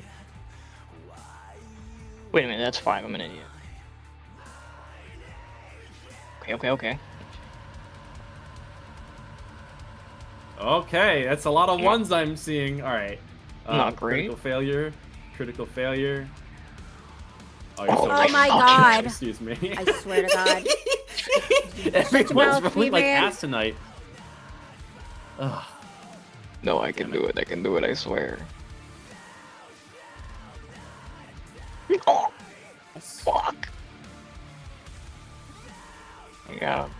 Let's I see got how you one do. more. One There's more in one me. more. All right. Holy shit. I hate how it resets. I have to scroll all the way up. God damn it. Yeah, that's a pain in the ass. I hate that. All right, you rolled a 12. No. Brutal. A 14. No. An 11. No. A critical failure and a 1. No. Another critical failure. No. Damn, bro. Exhaustion is all a 6 times. exhaustion is a bitch. You swing, and the radiant fury of the Ascendant Core is channeling within this thing, and you feel it resonate with your own Ascendant soul as there is a flurry of half-handed strikes, but the twisting, erratic motion of this unusual angel dodges 6 times over. And with you struggling to catch your breath, and there's still strain in the muscles of your hand as you reel back, you've yet to touch this thing. Damn. That's literally it. Well, hold on. Fuck, I guess man. I, I'm sorry. Hold on. I guess I could. Here, let me see. Let me see. I could do buffs. Let me see. We'll go with we'll go with Hill Rune. Why not? Can't go wrong. Okay, that's about it. Yep. Okay. At the end of your go, Angel's gonna pick a boy. Not really interested in the plants. Not actually people. Numero uno. Let's do it. A 16. Misses. Has these rending... Actually, wait a minute. Actually, not this angel. Not this angel. Only one person. As a rending wing comes striking down to our fellow in the top left. And he ducks down and quickly dodges it with expert speed. The Grave Wardens are going to stand. That's half their fucking movement. Of course it is. Come on. Alright, 5, 10, 15. 5, 10, 15. They're suffering from Kraken speeds over here. Nevertheless, they will... Suffering from everybody's speed. Yeah, they will guiding bolt this angel twice. And it's a crit! Hey, let's go. And another Nice. hit. As these guiding bolts come streaking across, stoked with the holy light of Zula, striking this angel true. Rating. The damage on this is 46 rate. To the dismay of these Grave Wardens, these impacts do absolutely nothing to this angel. Okay. Dagny? Alright, as she commands Bixby's hand to move around Cobweb, she will say to the other Shire Guard, "These beings are made of radiant energy. They are immune to it. Do something else." And she will go ahead and use Clenched Fist again, so that will be at advantage. That is a D20 plus 8, if I remember correctly. Yes, it is. So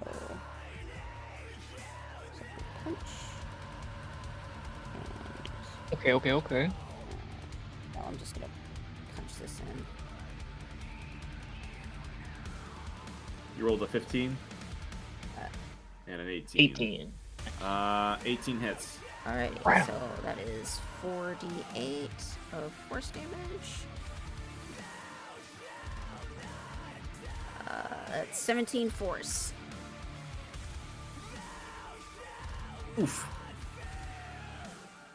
Parts of this angel are beginning to sear off and disseminate away into nothingness. Within the rings, signs of heliostone are shining through. go. And at the end of your turn, Rending Wings again. It's going to target Cobweb for a 23. Okay.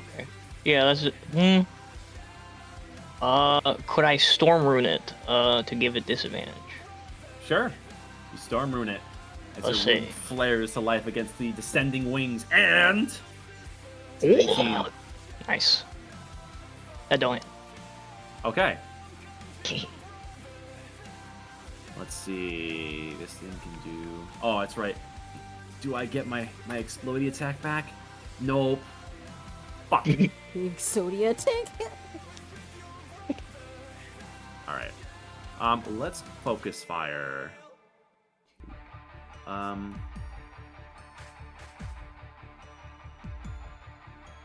A Rending Wing is coming towards Erethal's brother.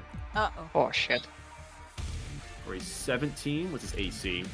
Well, that's right, he doesn't have that AC anymore. He lost it when his armor crumbled. It should not be this. That hits him. As these wings slash across the chest. He's going for him again. 25 will hit. Hey. 12 more damage towards Erethal's brother as he continues to get assaulted. And a final attack.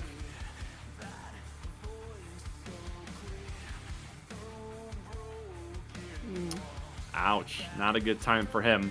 As 3 separate wings slash at his chest as blood begins to pool from it. And he begins to stumble a bit. He grits his teeth looking at this angel hatefully. Kraken.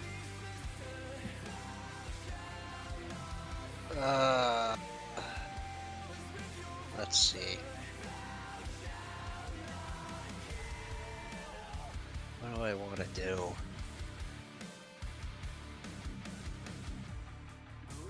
I guess I'll do, if I can find it again.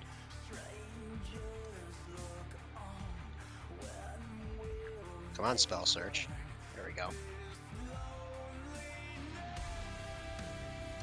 I'll do 3rd level again. And then again, 26 will thunder hit. damage. Or Okay. actually, no, fuck it, force damage. I didn't see that was on there.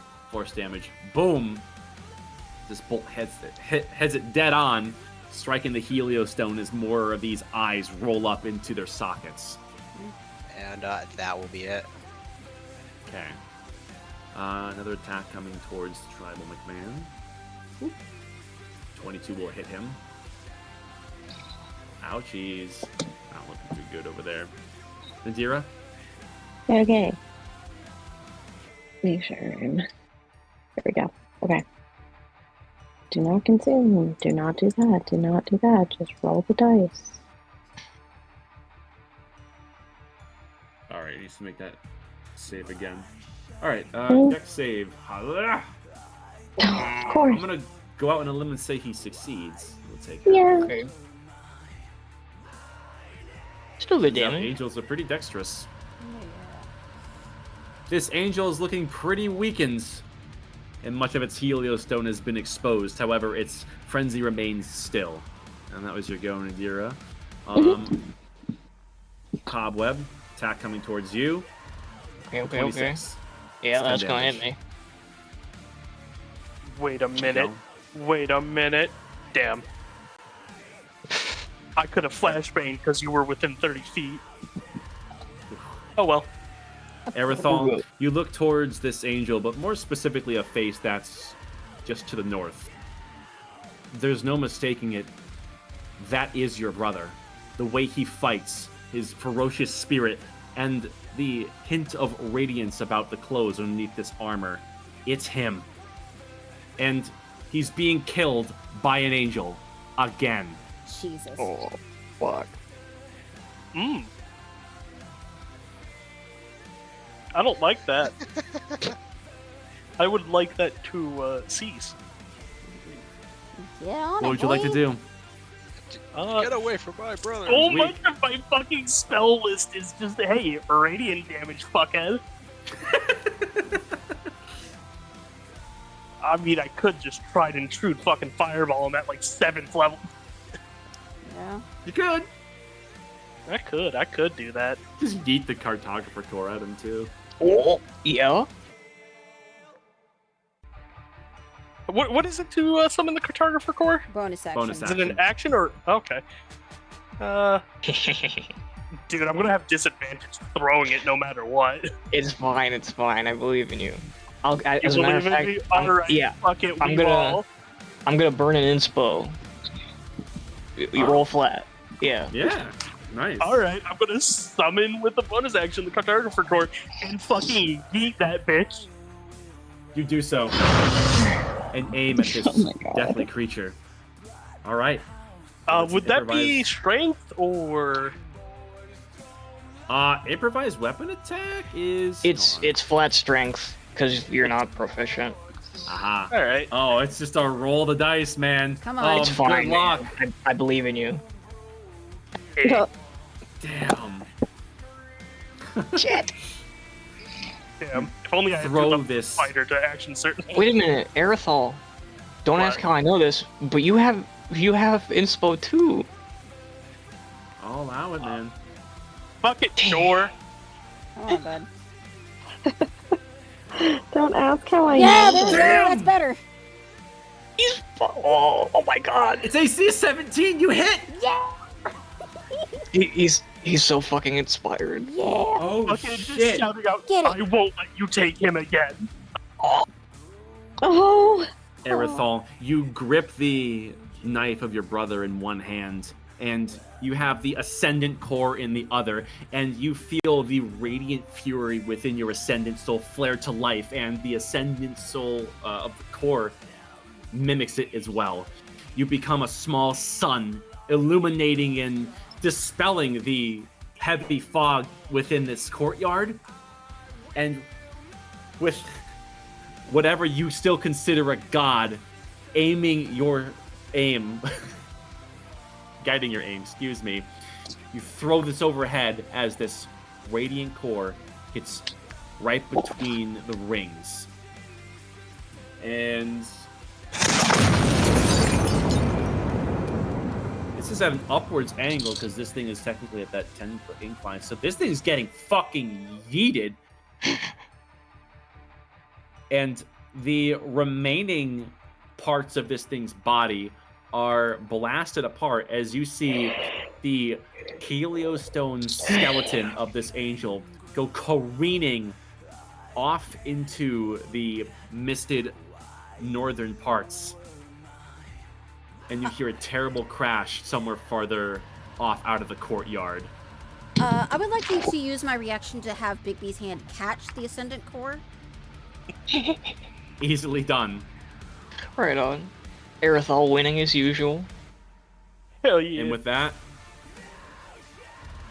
combat ends. Hell yeah. Oh my god, it's so big.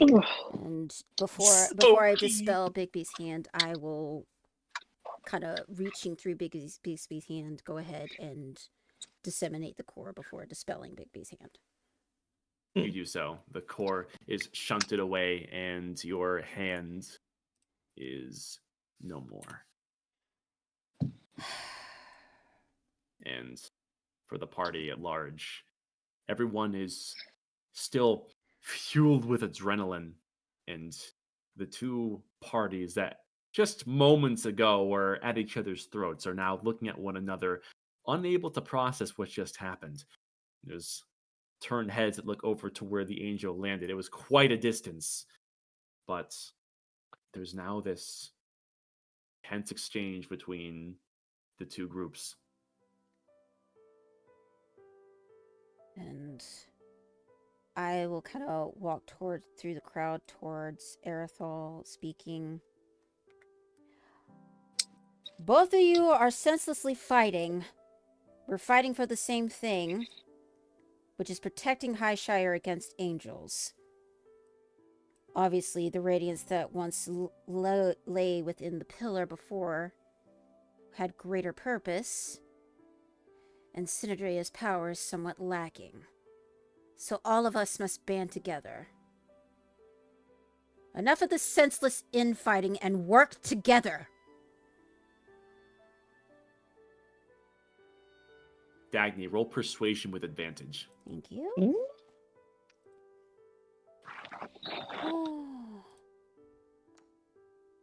Nice. Okay, I'll take a 19.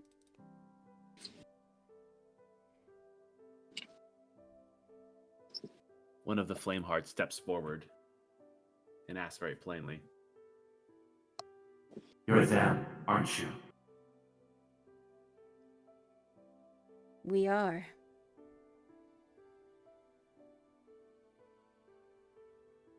The Chosen have been speaking about you. I would Seems imagine. Rhea whispering about you. I would imagine so.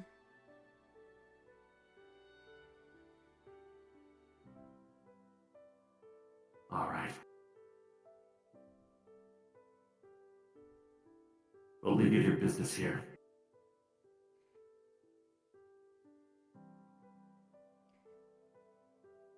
um, Sorry, as go ahead. for Aerithal, there's a acknowledging glare that's coming from your brother.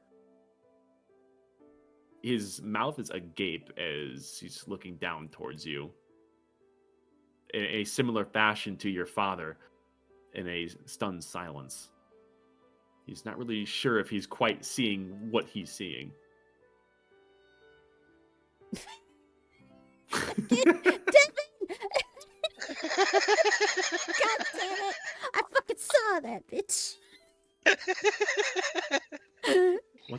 What the fuck? What did I miss? I just rotated my token. That's all I did. He's like, Oh. Huh?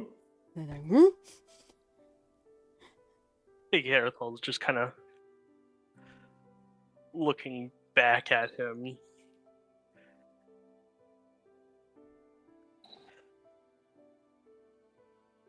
Guess I made up for last time.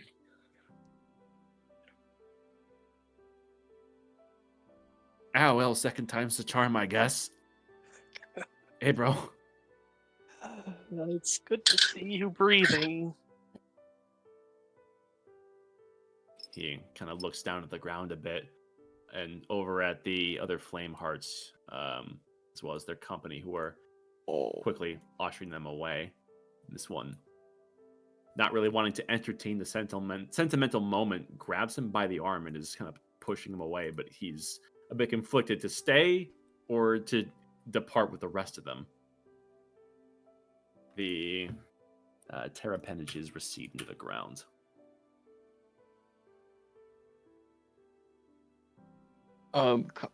As they start to leave, Kappa's gonna sort of speak up.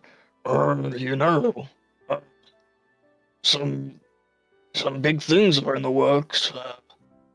We wouldn't mind the company. You're gonna want to be present for what happens next. Are you speaking towards Aerithal's brother? Yeah. Or I guess his group at large, I guess. All right. Tough roll, but roll persuasion. Yeah, let's see here. Yeah. Fuck. It was 14.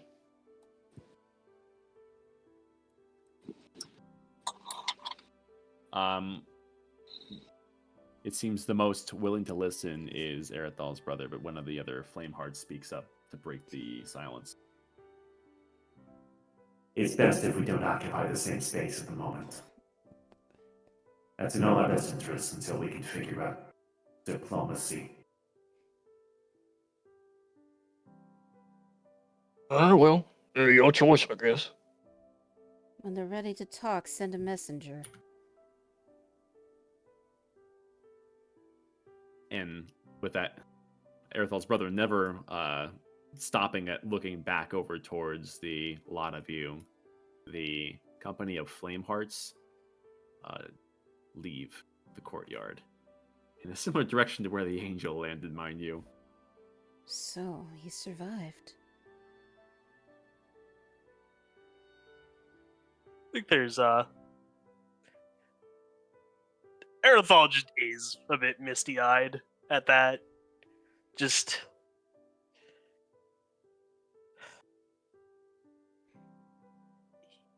The first time, he didn't... You're certain of I- that? I took another path. I watched him fall. But did you see where he landed? I don't remember, did I? Oh yes, he fell over 100 feet. Over Oh. 100 feet. Maybe it was the Praetor's doing. Maybe. Yeah, maybe it was the Praetor. Anyway, we got a corpse to look for. That we do. And I'll turn to the Grey Wardens and say, so where was she last sighted? Well, specifics were not clear. We should probably get started. Right. And with that, surveying the surroundings and the large search area you now have secured, we will end the session here. Oh, man. Welcome back, ladies and gentlemen. Man, I hope you guys had fun. Yeah. I love It aerosol was. sessions. No, that was fantastic. Yeah. Hey guys, look, it's my dead brother. Wait, what? What? It's my dad. Wait, it's my brother. Wait, what? Guys, look, it's my brother. Wait. Alrighty, I'll catch y'all later. Bye. Peace. Yeah, It's